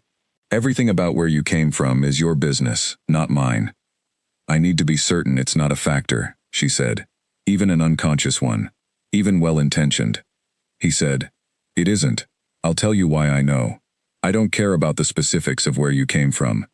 I care that you arrived here with no introduction and no standing, and built everything you have on what you could actually do. The origin is irrelevant. The building is not. He paused. Is that the answer you need? She looked at him for one long moment. She looked at his face, the way she looked at everything important. Carefully, without hurrying. With the specific attention of someone who knows the difference between a face being sincere and a face performing sincerity. She found nothing that looked like performance. She said, Yes, that's the answer I needed. She accepted the offer before he finished the sentence. The council's formal approval process took 3 weeks. She was called before the full council, 12 members, including Elder Mira, in the formal chamber, with the high ceilings and the 6 long windows, and she answered questions for 2 hours. The questions were thorough. Some of them were hard. One of the older council members, a man named Douglas with white hair and a blunt manner, asked her directly whether she intended to use the position to make a political statement about the Northern Pack's rejection of her. She said, No, the Northern Pack's decisions are their own business. Thornwall's governance is not a statement to anyone outside Thornwall. If I thought it were, I would not take the seat. Douglas looked at her for a long moment. Then he wrote something in his notes and did not ask another adversarial question. Elder Mira, at the end of the 2 hours, asked her one final question. If you and the current Alpha fundamentally disagree on a decision that must be made, and neither of you moves to the other's position, what happens? Seraphine said, We find a third position that neither of us had before the disagreement, if one exists. If not, we put it to the council. That's what the council is for. Mira looked at her. Then she looked at the rest of the council. She said, Any further questions? There were none. The approval was unanimous. She was notified by written record, delivered to her border station room by the same writer she had used for her letters to Owen. She read the formal document twice, folded it carefully, and set it on her desk. Then she sat for a moment in the quiet of her small room, with the mountains through the window and the sound of Rupert and Clara talking somewhere below, and she allowed herself to feel it. The warmth in her chest was complete now. Not the warmth that the cord had been. She knew the difference. She remembered the cord very clearly. This was different. This was not something written before birth and placed in her without her knowledge or consent. This was something she had gone and found herself. Something she had crossed 2 weeks of winter terrain and passed 3 days of trials and spent 8 months of consistent daily work to arrive at. Something that was hers because she had built it. She did not know if the cord could have led here, or somewhere like here. She did not think about it much. The cord was gone. What was here was this. She wrote to Owen that evening. A long letter, the longest she had written to him. She told him everything. She sealed it at midnight and left it for the morning rider, and then she went to sleep more completely than she had slept in a long time, and when she woke, the mountains were there in the pale early light, and she had work to do. She had so much work to do. She was ready for all of it. Her first act as Joint Alpha was to finish the documentation of the border protocols that had been requested. She had started them as Scout Commander. She completed them as Alpha, which meant they carried a different weight in any formal request that came from outside the kingdom, and she was aware of this, and she did not change a single line of the content on account of it. The protocols were what they were because they were correct, not because of who signed them. She sent them to the records office in the morning, noted the external request queue where 3 neighboring territories had asked for copies, and authorized their release. The Northern Pack's request was third in the queue. It was processed in order, with no special handling. The writer who managed the external mail told her afterward, in an offhand way, that the Northern Pack's beta had sent a follow-up inquiry, asking specifically whether the protocols had been authored by a scout commander named Seraphine Voss. The office had replied, authored by Alpha Seraphine Voss, of Thornwall. She had not asked them to include her title. They had done it as a matter of standard record-keeping, because it was accurate, and because Thornwall's records office was the most meticulous institution she had ever encountered. She found out about the follow-up inquiry 2 weeks later, mentioned in passing. She did not respond to it. There was nothing to respond to. She had not gone east to send a message to the north. She had gone east because the east had something the north did not, a place in which she was allowed to be exactly what she was, at the full size of what she was, doing the work she was built to do. That was the entire story. It did not need interpretation. She put on the silver and black coat of Thornwall's Joint Alpha, which had been pressed and delivered to her room the previous evening, and she walked out of the border station into the mountain morning. The North Line waited. The Council waited. The Eastern Territory disputes waited. The whole of it waited, and it was hers to meet. She was 23 years old, and she had never in her life felt this certain about anything. She went to work. The news arrived in the Northern Pack, the way most significant news arrived there, through trade routes, which moved information almost as efficiently as they moved goods, and which required about 2 weeks to carry something from one territory to another, if the something was important enough to be passed along intentionally. Dorian Crest heard it first from his beta, a compact and dependable man named Lawrence who had been at his right side for 4 years, and who understood, better than most, how to deliver difficult information to Dorian without the presentation itself becoming the problem. Lawrence had learned this over the course of their working relationship, through several instances of getting it wrong, and he was competent at it now. He knocked on Dorian's study door at the end of a Thursday evening, when the business of the day was done and the pack's various administrative matters had been settled, and Dorian was reviewing the upcoming month's resource schedule with the specific concentration of a man who did not enjoy administrative work, but whose standards required him to do it thoroughly. He looked up when Lawrence knocked. Lawrence said he had something to pass along. Dorian said to come in. Lawrence came in. He stood in the way that Lawrence stood when he had something difficult, which was with his hands at his sides, and his weight evenly distributed, and his face in the neutral expression that was his version of careful. He said, "There's been communication through the Eastern trade route, from the Thornwall Kingdom." Dorian set his pen down. Lawrence said, "The protocol documentation that was requested. It came back with attribution." He paused. The protocols were authored by the Joint Alpha of Thornwall. The records office included her full title in the reply. Dorian did not move. Lawrence said, "Seraphine Voss has been named Joint Alpha of the Thornwall Kingdom." The study was quiet. It had always been a quiet room. Dorian had chosen the furnishings with quietness in mind. Heavy curtains, thick rugs, the specific quality of a space that muffled everything that came through its walls. He worked better in quiet. He always had. And the room was living up to its character now, because after Lawrence said the name and the title, the room absorbed both of them and gave back nothing. Dorian looked at the window. The curtains were closed. He looked at them for a moment. Lawrence said, "Is there anything you need?" Dorian said, "Leave the record on the desk." Lawrence set the document on the corner of the desk and left, pulling the door closed behind him with the particular care of a person who is aware that the closing of a door can have a weight in certain moments, and who is choosing to be delicate about it. Dorian looked at the document on the corner of his desk. He did not pick it up immediately. He sat for a while in the quiet room, with the curtains closed and the candle burning, and the resource schedule still open on the desk in front of him, and he thought about several things. He thought about the ceremony. He did so directly, which was not something he had done willingly in the months since. He had not forbidden himself from thinking about it. He was not the kind of man who managed his own thinking by avoidance, because he found avoidance to be structurally dishonest, in a way that eventually compounded. But he had also not gone toward the memory with any purpose. He had left it in the category of things that were completed and did not require revisiting. He revisited it now. He had made a decision in the hall. He had made it on the basis of reasoning that had felt, at the time, like the clear product of his understanding of his responsibilities. The pack required a certain kind of leadership presence from its alpha and the alpha's partner. History and bloodline and standing were not incidentals. They were architecture. The structure of the Northern Pack had been built by 6 generations of careful management of exactly those factors, and he was the inheritor of that structure, and it was his responsibility to maintain it. He had believed that. He still believed parts of it, in the way that you still believe parts of a structure that has been shown to have a flaw, not the whole thing, not now, but the parts that hold up under the new information.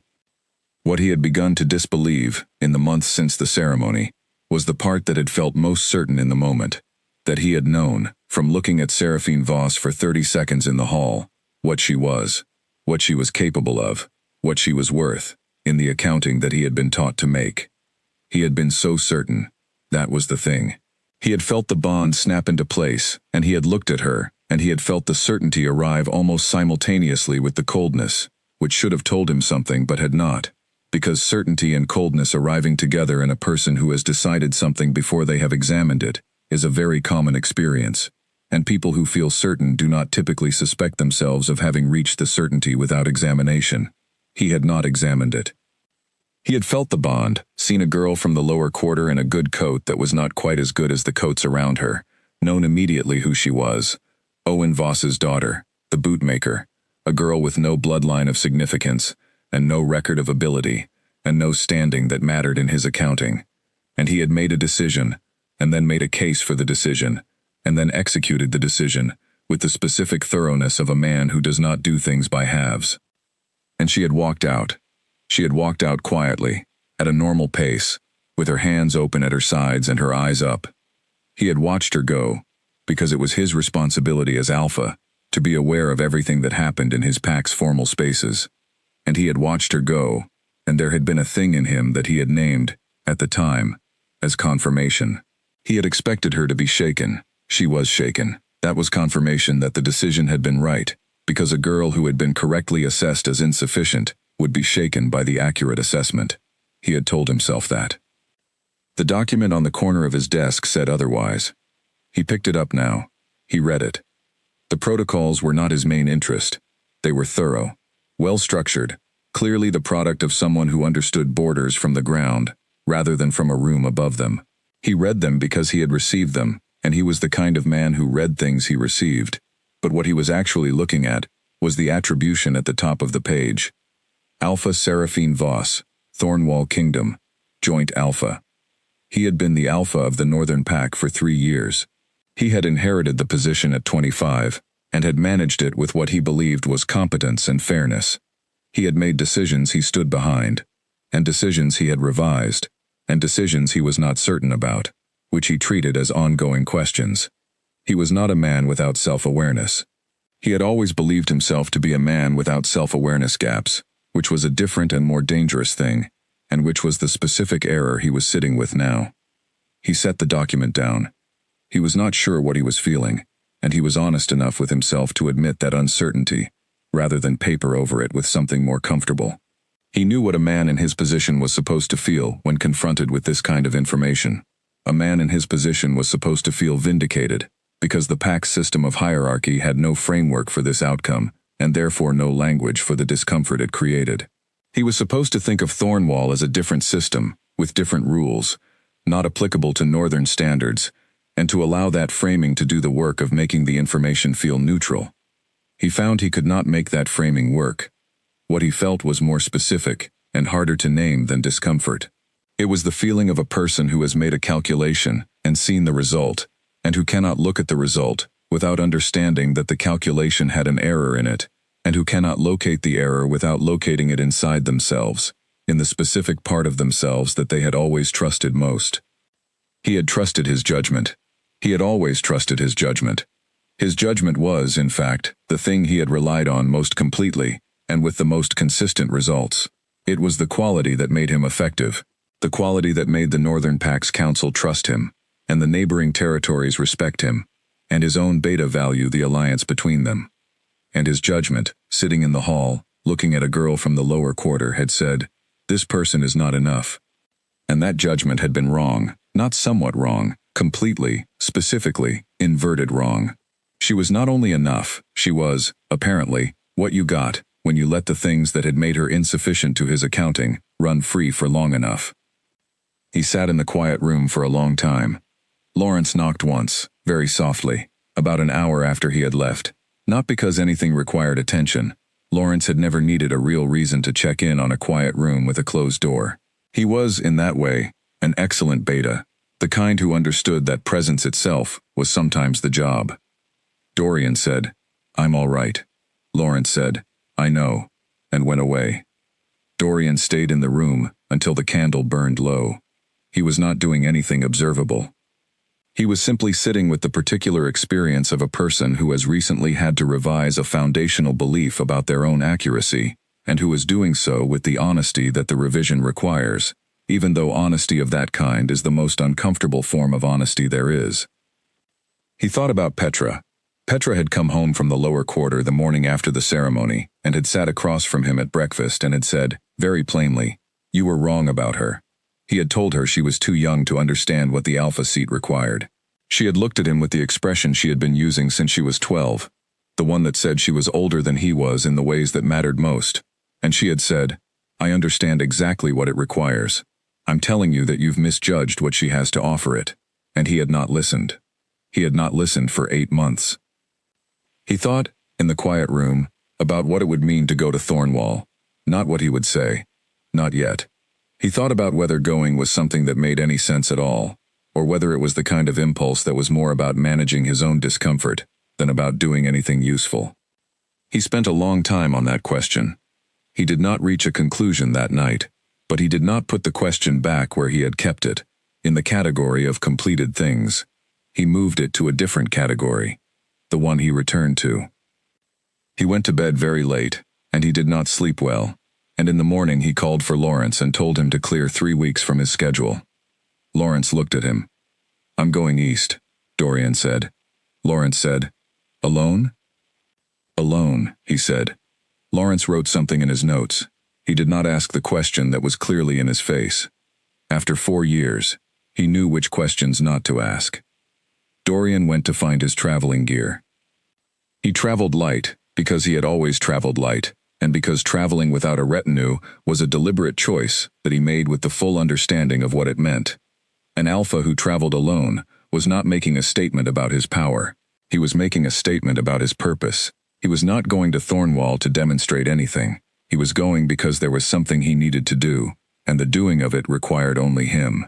The journey east took 14 days, which matched what the pack's records had described. He had looked up the travel information before departing, not because he needed it. He was an experienced traveler, but because he had found himself wanting to know how long it had taken her, whether the terrain was what she would have encountered, whether it had been easier or harder than what he was walking. He could not know, exactly. He had no record of her departure date or her route, but he walked the same direction in the same season, roughly a year later, and the terrain was what the terrain was, and he used the 14 days to think the way he thought best, in motion, with the long rhythm of physical effort providing the specific quality of space in which his mind worked most honestly. He thought about judgment. He had built his understanding of himself around the accuracy of his judgment, and he was now, for the first time in his adult life, engaged in the real process of examining what had happened when that judgment had failed, not as an exercise in self-punishment, because self-punishment was unproductive, and he was a practical man, but as the honest accounting that a person owes themselves when they have gotten something very wrong. He had gotten it wrong because he had looked at her through a frame before he had looked at her. The frame was the Northern Pack's hierarchy. The frame was bloodline and rank, and the specific accounting he had inherited. And the frame had been so familiar, so entirely unremarkable, so much the medium in which all of his thinking occurred, that he had not recognized it as a frame. He had thought he was seeing clearly. He had been seeing through glass, and he had not known the glass was there. He thought about this for 14 days. He covered ground in the way he covered everything, steadily, thoroughly, without drama. The mountains appeared on the horizon at the end of the first week and grew until they were enormous and blue above him, and he stood for a moment when they first appeared, and understood that she had done the same, probably, and he did not know what she had thought at that moment, but he thought, she must have felt something large here. You could not be someone like her and look at something like this for the first time without feeling something large. He arrived at the Thornwall border on the 14th morning, the stone building with the carved sign, the lantern. He pushed the door open. The woman inside, silver-streaked hair, sharp face, ink and ledger, looked up. He gave his name, not his title, just his name. Dorian Crest. She wrote it in the ledger. Purpose, she said. He said, I'm requesting an audience with Alpha Seraphine Voss. The woman looked at him for a long moment with the expression of a person who is aware of more context than she is being asked to account for. and who is deciding, in real time, how much of that context to acknowledge. She wrote something in the ledger. She said, "You'll be placed in the guest quarters. The alpha will be informed. The timing of any audience is at her discretion." He said, "Understood."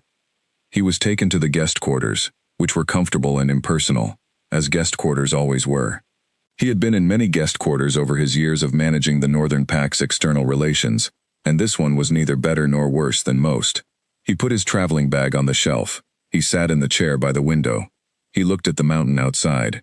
He had not composed a speech. He had thought about composing one during the 14 days of walking, and had decided against it, because speeches prepared in advance for uncertain conversations tend to be answers to the questions you expect, rather than the questions you encounter, and he did not know what questions he was going to encounter. He knew what he intended to say. He did not intend to make it more than it was. The guest quarters had a small attached courtyard with 2 stone benches. He went there in the afternoon, and sat in the cold sunlight, and thought about nothing specific, which was the best preparation he could offer for what was coming. He let his mind settle. He breathed the cold mountain air that was different from northern air, thinner, cleaner, with the mineral quality of high stone. He tried to be, as fully as he was capable of being, simply present. He waited. Seraphine was told about the visitor on the same afternoon he arrived. Nell came to her office. She had an office now, 2 floors above the border station in the main complex, with the same good view of the mountains that Cadence had, and delivered the information with the directness she always used, which was one of the things Seraphine valued most about her. Visitor at the border gate, single traveler, no retinue. Requested an audience with you specifically. She paused. Name is Dorian Crest. Seraphine was reviewing the Eastern Territory negotiation records when Nell came in. She did not stop reviewing them immediately. She finished the paragraph she was on. Then she looked up. She said, "What are his stated accommodations?" Nell said, "Guest quarters in the East Block. He's in the courtyard at the moment." Seraphine said, "Keep him comfortable. He's not to be made to feel unwelcome. Ensure he's fed." She paused. "I'll decide about the audience." Nell nodded and left. Seraphine went back to the Eastern Territory records, and she read for another 20 minutes, but she was not reading with the usual quality of attention. She was thinking alongside the reading, using the familiar material as a kind of grounding exercise, while she decided what she was actually going to do.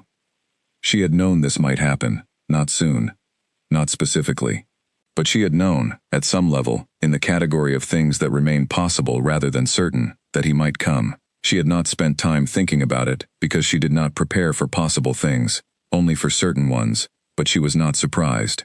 She would not insult herself by pretending she was surprised. She told Caden that evening. They had developed the habit, in the months since she had taken the joint alpha seat, of an end-of-day check-in in his office when both of them were in the main complex. It was not a formal meeting.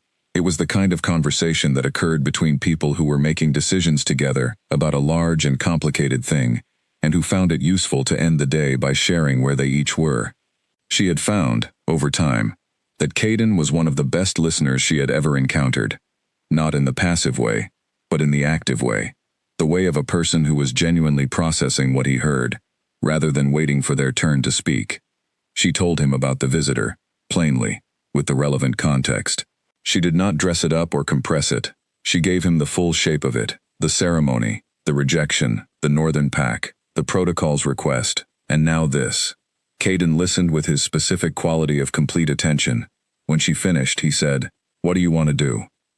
She said, "I want to give myself 2 days before I decide anything." He said, "2 days is reasonable." He paused. "Is there anything you need from me?"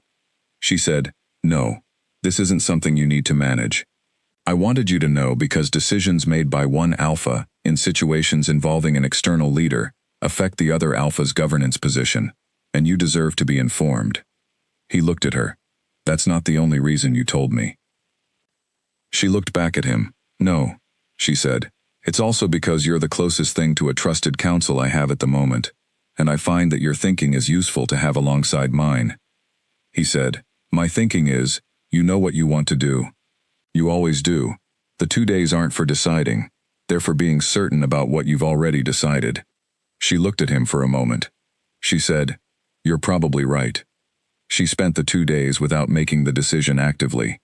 She ran the north borderline once, in wolf form, in the early morning of the first day, and she let the mountain and the cold do what they always did for her, which was provide the kind of clarity that does not come from thinking, but from moving in a large space under open sky. She completed her normal work, she ate well, she slept. On the morning of the second day, she wrote a note to the guest quarters, through Nell, informing Dorian Crest that she would grant him an audience at the end of the following afternoon, 1 hour, the meeting room on the second floor. Her war council would be in attendance. The last sentence was not cruelty, it was governance. She was an alpha, receiving an external leader, and external leader meetings were conducted with witnesses, and she ran things correctly, and she was not going to adjust procedure for personal reasons. She told her war council, 4 wolves, all of them people she trusted completely, that the meeting tomorrow was with the alpha heir of the northern pack, and that she wanted them present and visible, and not required to say anything. She told them nothing else about the history. They did not ask. Her council had learned, over the months they had worked together, that when she was specific about what she wanted, and did not offer additional context, the additional context was not theirs to pursue. She was not going to dress up for this meeting, or down for it. She wore what she wore, the Thornwall silver and black, the scout commander's practical cut adapted to the alpha's formality, the boots that Owen had made her that were still perfect after everything. She looked at herself in the small metal mirror on the back of her door, and she was herself, 23, Alpha of Thornwall, 300 miles from the hall where she had learned what she was not worth, standing straight with her eyes open. She went to the meeting room 20 minutes early. The room was set with 2 chairs on even ground, and 4 additional chairs along the near wall for her council. There was water on the table between the 2 main chairs. The light from the window came in at the angle that would fall between the chairs rather than on either face specifically, which she had arranged deliberately, because she did not want an advantage in visibility, and she did not want to give one either. Her council came in at 10 minutes before the hour. They took their places. They were quiet. They were exactly what she needed them to be. Dorian Crest was brought to the room at the hour. She heard him in the corridor before the door opened. The particular quality of a person walking with their weight distributed evenly. No hurry, no drag. When the door opened, she did not stand. She looked at him from where she sat, with the same clear and direct quality that she had always used, and she let him enter the room and cross to the chair opposite her and find his footing. He looked different from how she remembered him. Not older particularly, though a year had passed, and he had traveled a long distance on foot, and travel showed on a person's face in specific ways. He looked different, in a way that was harder to name. She would have said it was in the eyes, but she knew that was imprecise, and she was a precise thinker. What was different in the eyes was that the coldness that had settled over his face in the hall was gone, and what had replaced it was not warmth exactly, but something more interesting than warmth, attention. He was looking at her the way she looked at things, with the full quality of someone who was actually seeing what was in front of them. He sat. She looked at him for one moment. Then she said, "You wanted to speak to me." He said, "Yes." A pause. "I'm grateful you agreed to see me." She said, "What would you like to say?" He met her eyes with the directness she had not expected from him, and which surprised her only slightly. He said, "I came to apologize. Not through a letter, because what I did was a public act in front of your community, and an apology delivered privately for a public act is a private document, not a reckoning. I came because I wanted to say this to your face." He paused. "I was wrong, in the hall. What I said, and the way I said it, and the fact that I chose to say it publicly at all. Wrong on all counts." The room was very quiet. He continued. He spoke about the specific reasoning he had used in the hall, and about the point at which he had begun to see the flaw in that reasoning, which he named as the 4 minutes, not the rejection itself. He said, "I knew, when I was speaking, that I was speaking to shape what the pack saw before they could see it for themselves. I told myself it was clarity. It was not clarity. It was control, and the thing I was controlling was their opinion of you, and I had no right to that." She listened to all of it. She did not interrupt. She kept her hands open on the arms of the chair, the same position she had kept them in a year ago, open and still, and she listened with the same directness, and without the same pain, because the cord was gone, and there was nothing here that was hurting her, only something that required hearing. When he finished, she was quiet for a moment. She said, "I believe you. He looked at her. She said, "I think what you've said is true, and I think you understand it in the way that actually constitutes understanding, rather than the way that constitutes managing an uncomfortable feeling." She paused. "I also want to be specific about something." He said, "Please." She said, "When I walked out of the hall that night, I was in real pain. The bond was real, and the severing of it was real, and what you said in the 4 minutes was real, and all of those things hurt, in ways that took months to settle. I want you to know that, not so that you carry guilt, but so that there's no version of this conversation where what you did becomes smaller than it was, because I happen to be capable of surviving it." He said, "It should not have been something you needed to survive." "No," she said, "it should not." They held each other's gaze for a moment, the full weight of it between them, and she let it be the size that it was. Then she said, "I forgive you." She said it clearly, without qualification, and without drama. "Not because it has become unimportant, because carrying it serves no purpose I'm interested in, and because I believe people can move from where they are, and I think you have." She paused. "That is what I have for you," he said. "That is more than I deserve to receive." She said, "It's not about deserving. It's about what I'm choosing to do with it." He nodded. He understood that.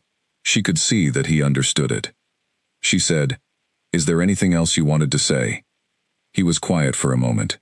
Then he said, "I wanted to tell you, and I have no expectation attached to this, no request. I'm saying it because it's true, that when I heard about the joint alpha appointment, I understood something I should have understood the night of the ceremony.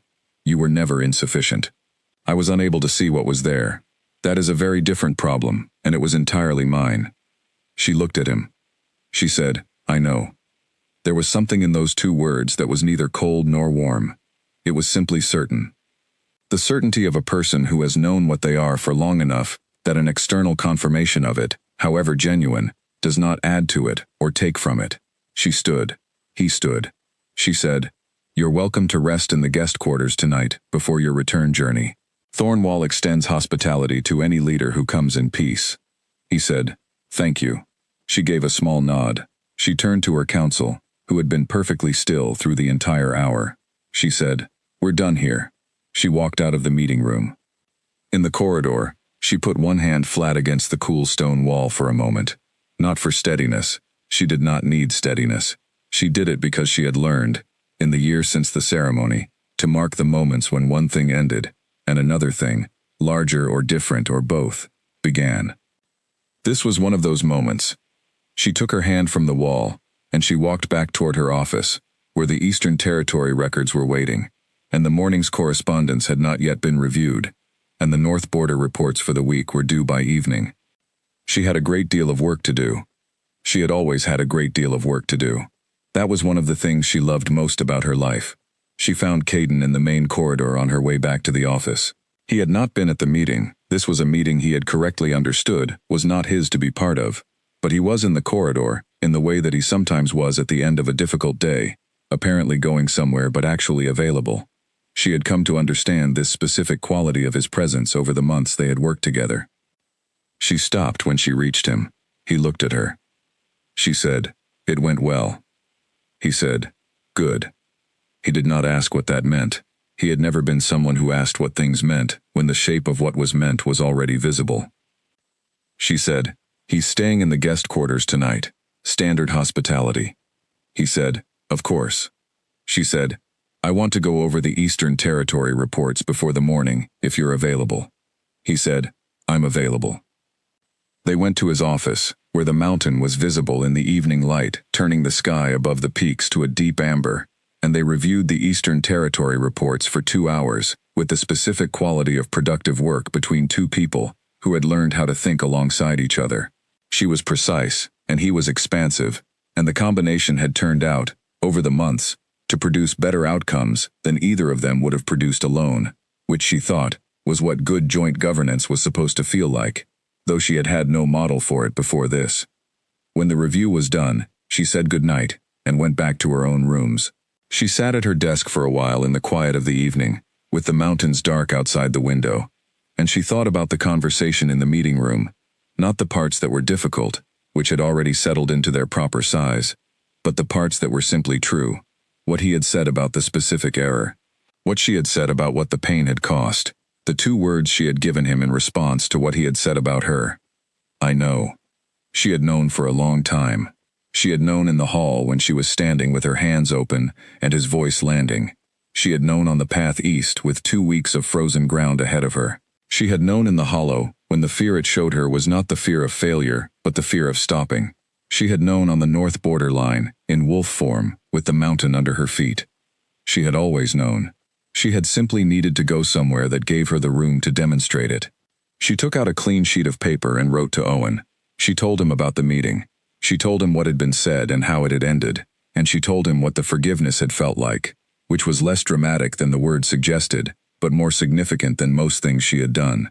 She told him the Eastern work was going well, and that the North Border team were the best people she had ever had the privilege of working alongside, and that Fletcher had been promoted in his own territory, and was insufferably pleased about it, in the specific understated way of someone who is very pleased, and does not wish to appear to be.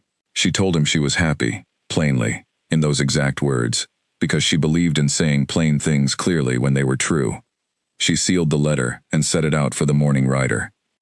Then she went to sleep in the high mountain dark, with the wind quiet against the stone walls of the complex. And she slept the way she had been sleeping for months, completely, without interruption, with the particular depth of a person whose days were full of real work, and whose mind could rest because the day's business had been met. She woke before dawn. She dressed. She went to work. Dorian Crest left Thornwall on a clear morning, with cold light falling flat across the courtyard stones.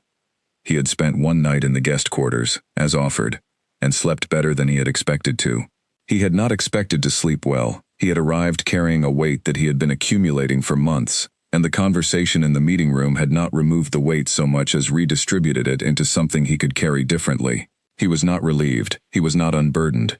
But there was a quality to what he was carrying now that was more honest than what he had brought with him, and his mind was apparently satisfied with that, because it had let him sleep. He ate breakfast in the guest dining room with 3 other visitors, trade envoys from 2 different territories, and a young wolf he could not quite place, who appeared to be studying Thornwall's administrative systems, and was making extensive notes over his meal. None of them knew who he was. He was grateful for that, too. He went to the border gate at mid-morning. The silver-haired woman, Elder Mira, he had learned her name by now, was not at the gate herself, but her assistant Nell was, and Nell gave him the same brisk courtesy she apparently gave everyone, which he found efficient and impersonal, in a way he respected.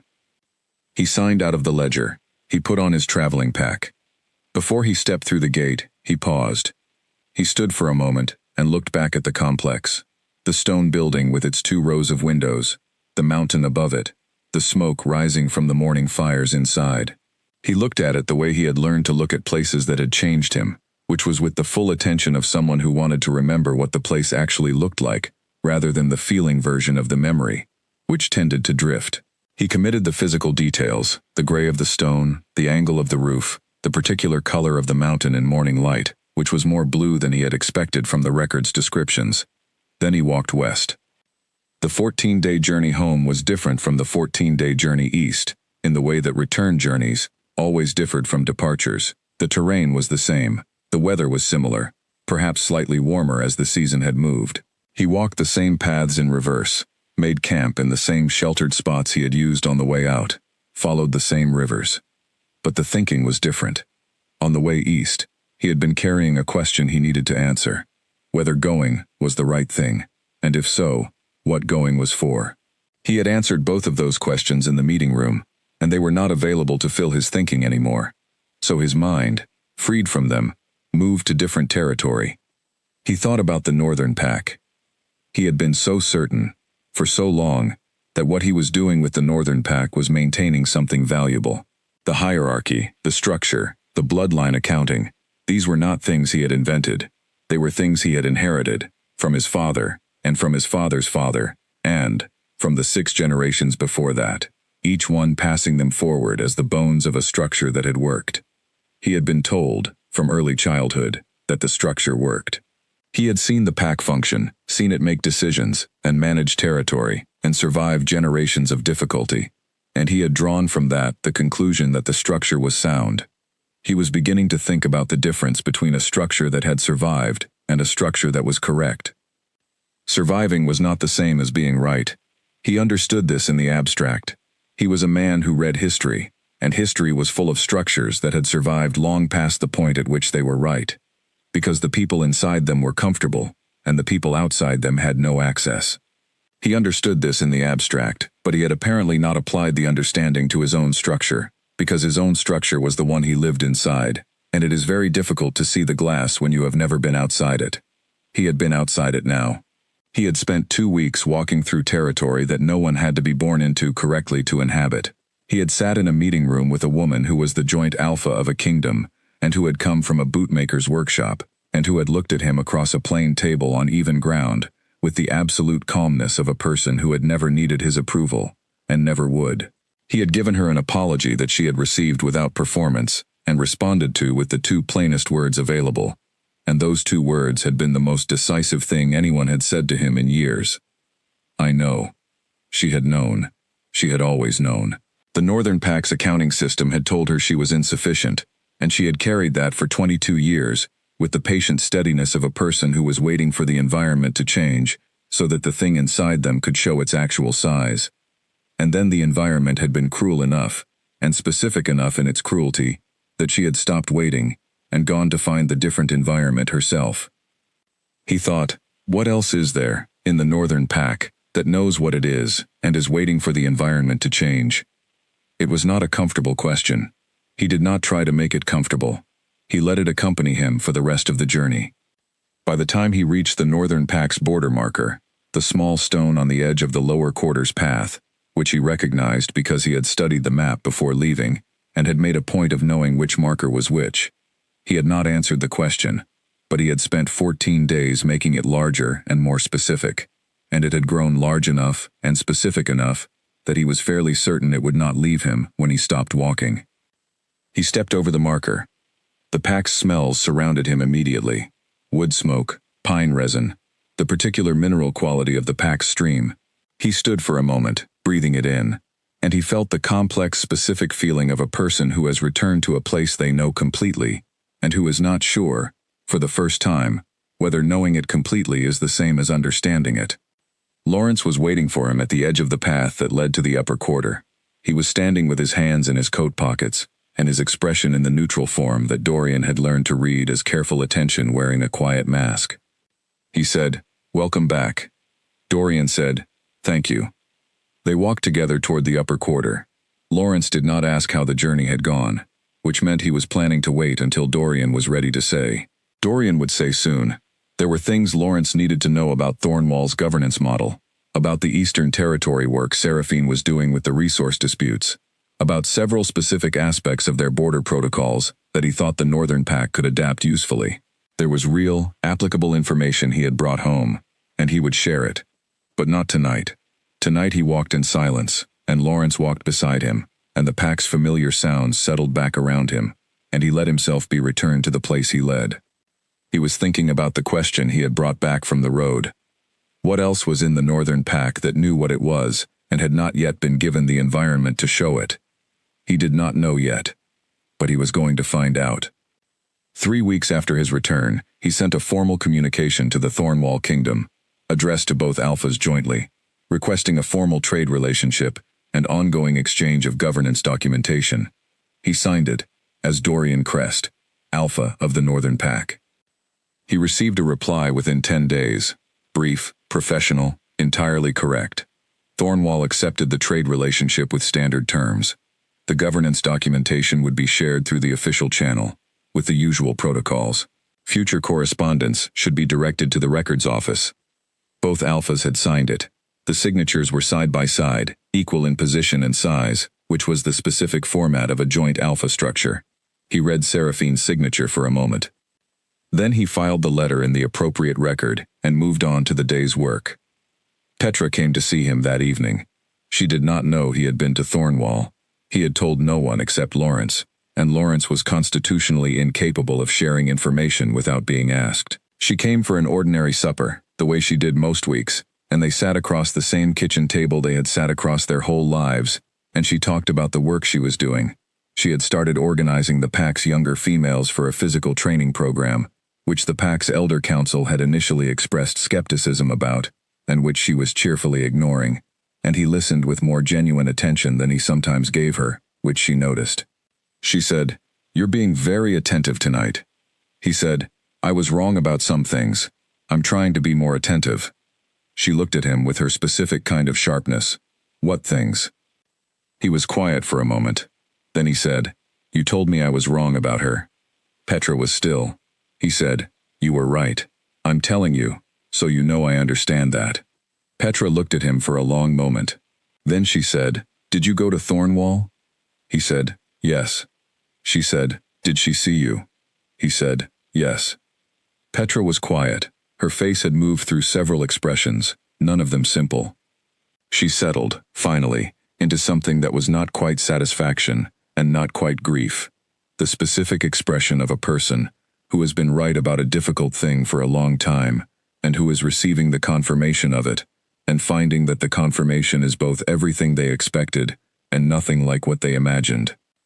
She said, "How was she?" He looked at the table for a moment. Then he looked up. He said, "She was exactly what she always was. There's just more room for it now." Petra held his gaze.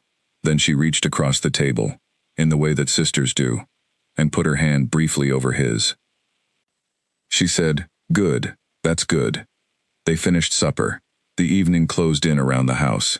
The pack's fires were lit across the territory, the same fires they had always lit, and the pack went about its evening the same way it always did. But something had shifted, very slightly, in the house on the northern hill. Something that did not have a name yet, but that was in the direction of honesty, and that would, if it was tended carefully, grow into something large enough to matter. He was not certain what it would become, but he was, for the first time in a long time, genuinely curious to find out. In the lower quarter, Owen Voss was closing up the workshop for the evening. He had received a letter from his daughter that morning, delivered by a rider from the eastern trade route, and he had read it twice during his lunch break, and once more in the afternoon, when the light was good. He had tucked it into the front pocket of his apron after the third reading, where he could feel the folded edges of it against his chest while he worked. She was well. She was more than well.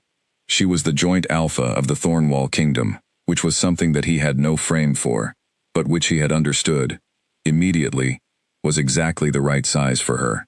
The way you understand that a thing fits, even when you have never seen it tried on before. She had been at the right size for precisely nothing in the northern pack, and he had known this since she was a small girl who watched everything twice before she touched it, who repaired her own boots at age 10 because she found the quality of the repair she could do herself to be superior to the quality available elsewhere, who had never once in her life been content with a version of something that was less than what it could be. He had not been able to give her what she needed. The pack had not been able to give her what she needed. He had known both things, and had chosen to stay quiet about them, because she had seemed manageable, and managed, and he had not wanted to push her toward a door she might not be ready for. Then someone else had pushed her, in the worst possible way, and she had gone through the door anyway, and she had found on the other side of it the exact thing that had always been waiting. He was aware of the specific mathematics of this, which were uncomfortable, that the worst thing that had happened to her had also been the thing that moved her. He did not conclude from this that the worst thing had been good, or necessary, or anything other than wrong. It had been wrong. But he had also been alive long enough to know that wrong things sometimes moved people in right directions, and that this was one of the most complicated truths there was, because it did not mean the wrong thing should have happened, only that the person who survived it had been strong enough to use it. His daughter was strong enough. She had always been strong enough. He had known it the way that parents know things about their children, that the children cannot yet see in themselves, by watching how they moved through difficulty, by watching what they returned to, by watching what they refused to put down, even when the putting down would have been easier. He folded his apron. He set his tools in their places on the wooden rack. He trimmed the candles. He closed the shutters. He would go to visit her in the spring, when the mountain passes were open. She had said so in the letter, had invited him specifically, had told him she wanted to show him the north borderline and the mountains in the morning, and the particular quality of the air in Thornwall, which she had said was thinner than northern air but clearer, and she had described it in the careful way she described everything she cared about, with precision, and without excess. He wanted to see the mountains, he had never seen them. He wanted to see his daughter in the place that fit her. He put on his coat and went out to the lane, and the evening settled around the lower quarter the way it always did, and the familiar smells of the pack came in from all directions, and he walked home, through the same path he had walked home through for 40 years, and he thought about the spring, and the mountain passes, and the clear thin air, and his daughter, with her eyes open in a place that was finally the right size. The pack went on around him. And to the east, 300 miles and a mountain range and a 14-day walk away, an alpha named Seraphine Voss sat at her desk in the last hour of the evening, reviewing the final report of the week by the light of a good lamp, in an office with a view of mountains she had now known for 10 months, and still found beautiful every time she looked up. She was making notes in the margins of the report, careful and specific, in the small handwriting she had always used. The lamp was warm. The mountains were dark outside the window. Somewhere below, in the corridors, she could hear the sound of the complex settling into its nighttime quiet, the voices of the late duty team, the closing of a door. She finished the report. She set her pen down. She looked at the mountains for a moment. Then she stood, put on her coat, and did one last walk through the corridor to the night duty post, where a young wolf named Ellis was just beginning his shift. She checked in with him the way she checked in at every shift change, concisely, specifically, with a clear account of anything he needed to know for the night. He gave his own account of the current border status. She thanked him and went back to her rooms. She slept. The mountain was there when she woke. It was always there. She had known mountains for 10 months, and she had found that the specific quality she valued most about them was this: they did not care about the things that had happened at their base. They simply continued to be mountains, enormous, clear, permanent, present. She found this useful. She put on her boots and went to work. 5 years after the ceremony in the Hall of Recognition, the historians of the Northern Realm had a problem. The problem was Seraphine Voss. Not in the dramatic sense. She had not gone to war with anyone, had not annexed territory, had not done any of the things that traditionally gave historians problems. The problem was structural. They did not know where to put her. The Northern Realm's historical records were organized by pack affiliation and by bloodline, two categories that had been sufficient for 300 years of documentation. Seraphine Voss did not fit neatly into either one. She had been born in the Northern Pack, but she had left it before she was known for anything. She had risen to her position, not through bloodline, but through a process that the Northern Realm's documentation system had no formal category for. And she was not just significant in her own right. She was significant in a way that reframed other entries in the record. She appeared in 3 different packs' records as an external reference point. She appeared in the trade documents of 6 territories. She appeared in the correspondence of 2 different governing councils that had sought her input on their own internal structures. The historians eventually made a decision. They gave her her own section. This was unusual. Sections in the Northern Realm's historical record were generally allocated to bloodlines and to established packs.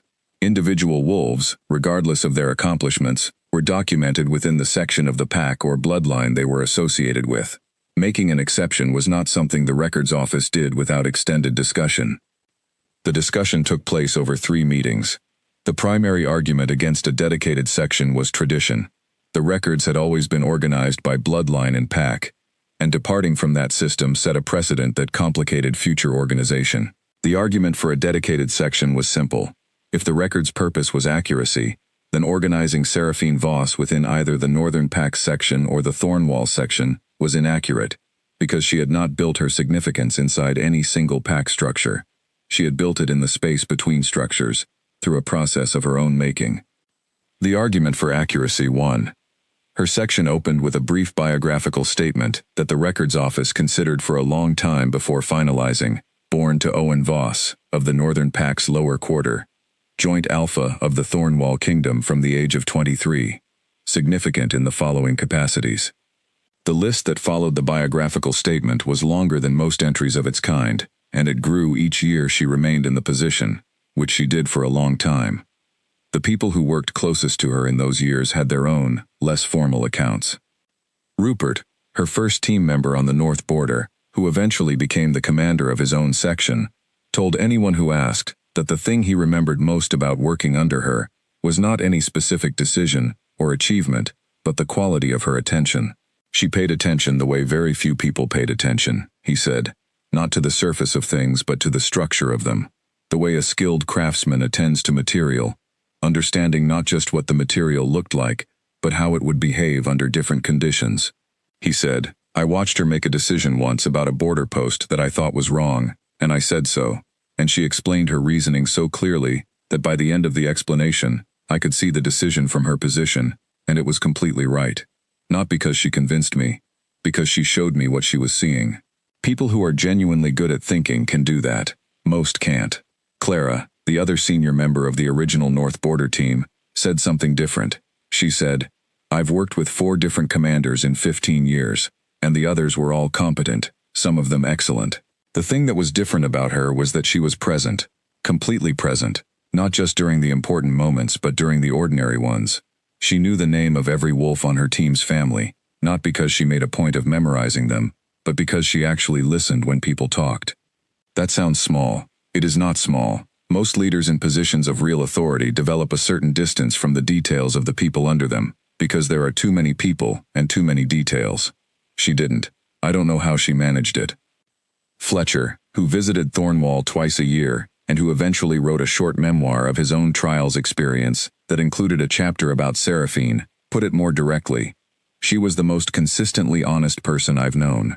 Not honest in the way of people who say difficult things to demonstrate their willingness to say difficult things.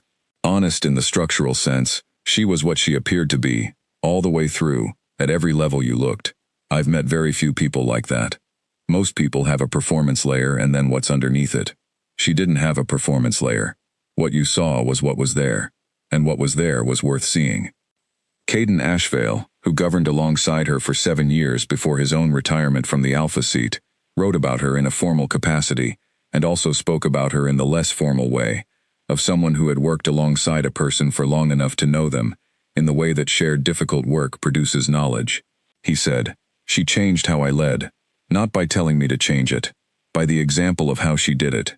She made me better at the parts of leadership I was already good at, because having someone alongside you who is excellent shows you the edge of your own excellent, and I hadn't seen my edge clearly before. She also showed me things I hadn't been doing, simply by doing them in front of me. The patient kind of leadership, the slow trust kind, the kind that builds over time rather than arrives with authority.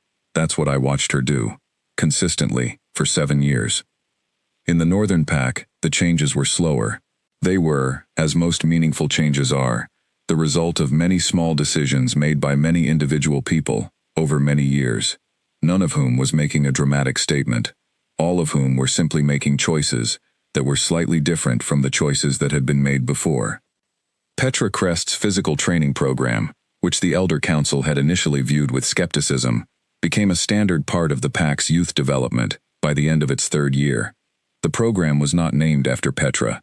She had deliberately not named it after herself, because she understood that named things become associated with the person who names them, and then become subject to the political winds that blow around that person's standing, and she wanted the training to outlast any particular individual's influence. The Pack's bloodline accounting system was formally reviewed for the first time in its recorded history, 5 years after the ceremony, at the request of Dorian Crest, who had asked his elder council to examine whether the current criteria for leadership eligibility were producing the best possible leadership for the Pack. The review took 18 months, and resulted in a modified system that retained the elements of the old accounting that had genuine structural value, and removed the elements that were, in the careful language of the review document, historically contingent. This was a phrase that meant things that were done a certain way because of when they were first decided, rather than because of whether they were right. The review was controversial. 3 of the Elder Council's most senior members objected formally. 2 of the 3 objections were procedural in nature.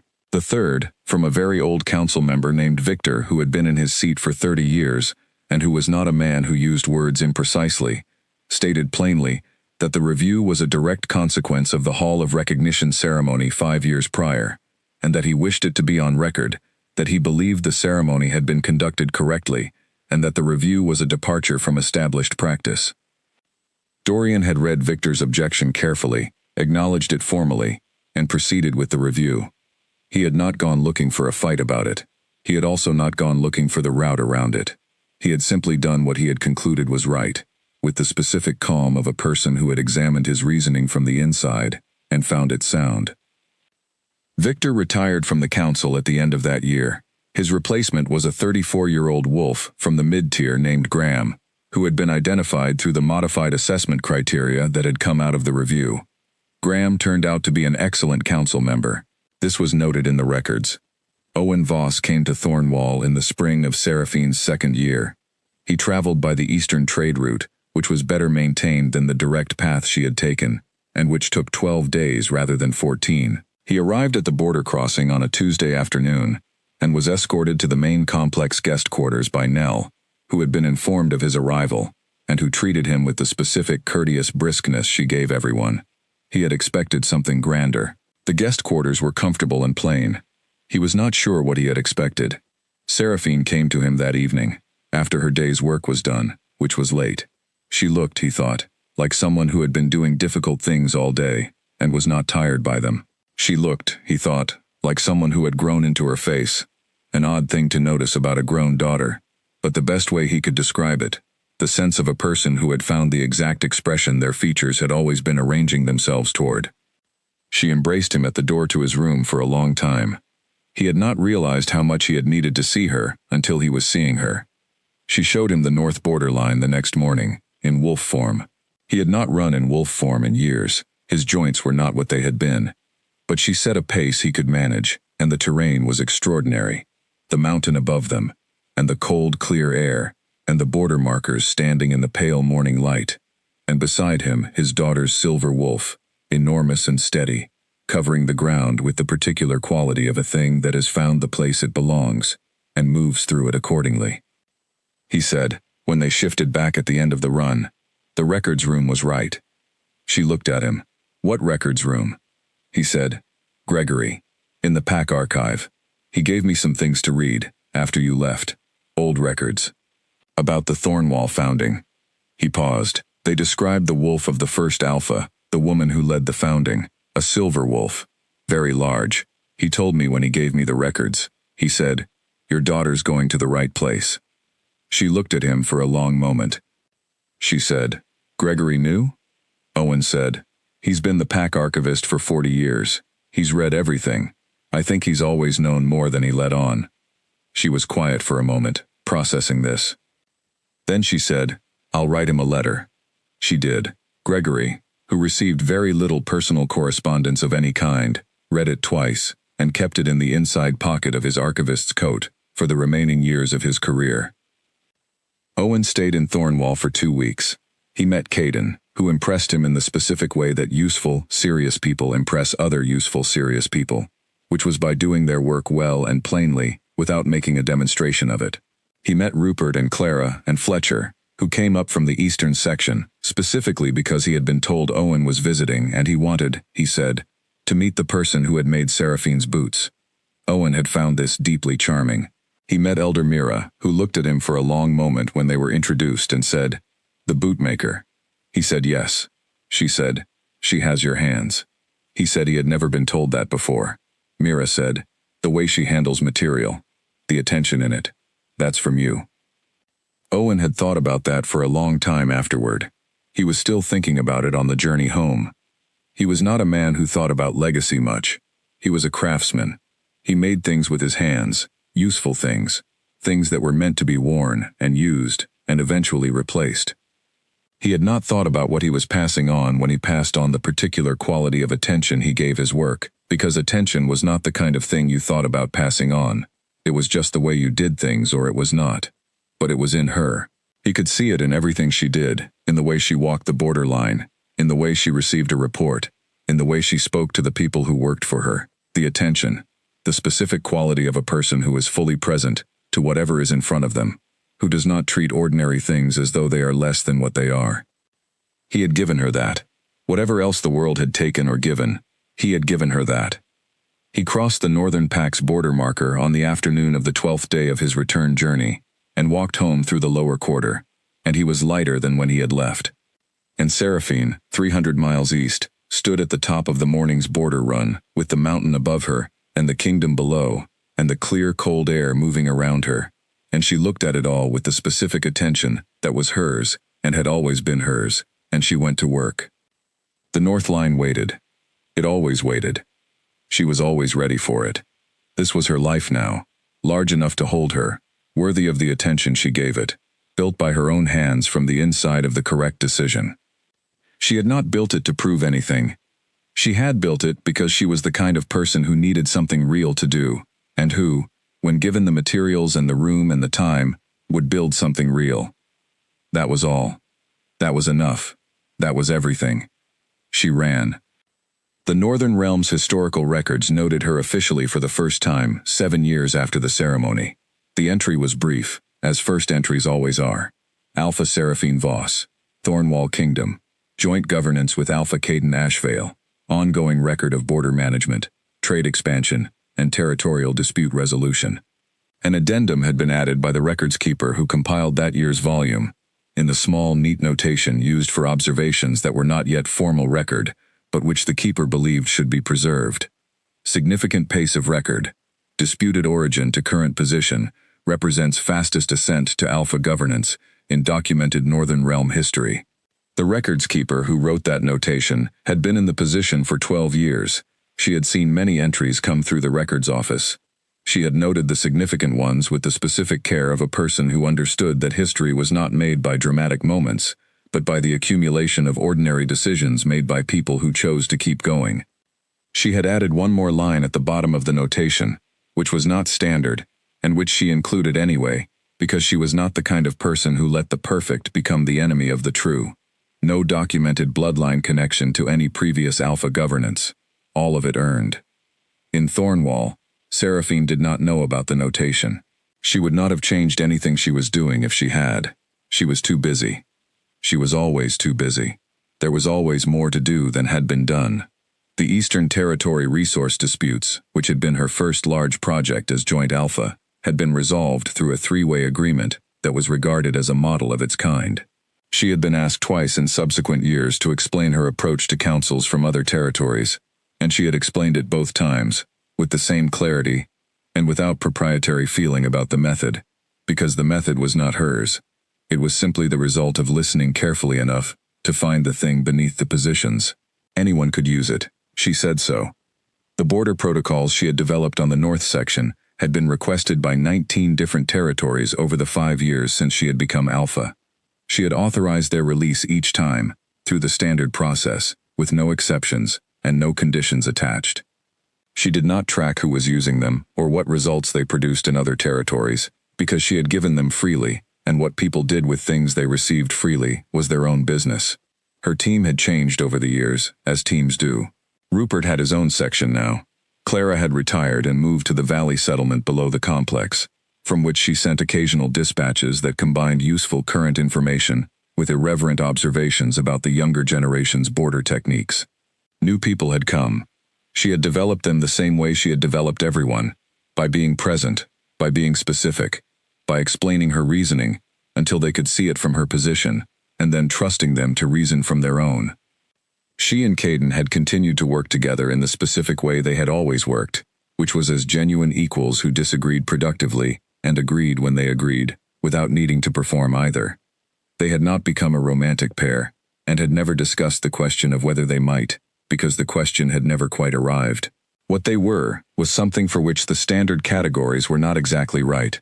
Not friends in the easy sense, not colleagues in the formal sense, but partners, in the way that people who have built something real together for long enough become partners. The word meaning something that holds more than any of its standard definitions. Caden was, in the straightforward sense, one of the best things in her life. She told him this once, directly, because she believed in saying true things plainly. He had looked at her, with the expression of someone receiving something that was more than they expected, and he had said, "The feeling is entirely mutual." And then they had both returned to the work, because that was what they did. The cold space in her chest had been warm for years now. She had stopped noticing it as a formerly cold space, and had simply come to think of it as her chest, the way it had always been meant to feel, full and present and without gaps. Sometimes, In the rare moments of perfect stillness that arrived occasionally in a life as full of motion as hers, she thought about the ceremony. She thought about the hall. She thought about the pull, and the turn, and the face, and the 4 minutes, and the walk out. She thought about what she would say to the person she had been that night, if she could. She thought she would say, "You are going to walk out of here, and it is going to hurt, and you are going to go somewhere you cannot see from here, and it is going to be the right place, and you are going to be the right person for it, and the only thing required of you is to keep going." She thought the person she had been that night would have believed her. She had always known. That was the thing she kept coming back to. The thing she had said in the meeting room to a man who had traveled 14 days to say he was sorry. The 2 plainest words available. She had always known. The Northern Pack had told her she was insufficient, and she had received that information without ever once believing it in the place where belief really lived. She had known it was wrong even when every structure around her confirmed it, and every authority above her reinforced it, and every morning required her to begin again, inside a system that could not see what she was. She had known, and she had gone somewhere that could see it, and she had shown them, and the showing had built 5 years into a life that she was genuinely proud of, in the specific way of people who are proud, not of what they were given, but of what they did, with what they made. There was more to build. There was always more to build. The work did not end because it was going well. It expanded. It opened into new territory. It made room for things that had not existed before the previous things were done. She was 30 years old. She had been the joint alpha of Thornwall for 7 years. She had decades ahead of her, and she intended to use them. She was not patient in the passive sense, the sense of a person who had put their head down and waited for things to be given. She was patient in the active sense, the sense of a person who understood that real things take real time, and who was willing to spend the time, and who was doing so with her full attention. The morning had opened outside her window, the mountains present and certain in the early light. The North Line waited. The day's work waited. The letters from Owen waited, the latest one sitting on her desk with his small, familiar handwriting on the front. The E, in Seraphine, curving the same way it had always curved, the same hand that had pressed her good coat before the ceremony, and walked her to the door and told her to stand straight. She was standing straight. She opened her father's letter and read it in the morning light, and then she folded it carefully and placed it with the others in the small lacquered box she kept on the shelf above the desk. Then she laced her boots. She put on the silver and black. She walked out of her rooms and into the corridor, and she went down the stairs and through the main hall and out the heavy front door of the complex into the mountain morning, and the cold wrapped around her the way it always did, clean and real, and she took a breath of it. The North Line stretched ahead of her, all 40 miles of it, every marker and every rise and every difficult section known to her as well as she knew her own hands. She ran. She had always been running toward something. Now she was simply running within it. That was the whole story. That was all of it. That was enough.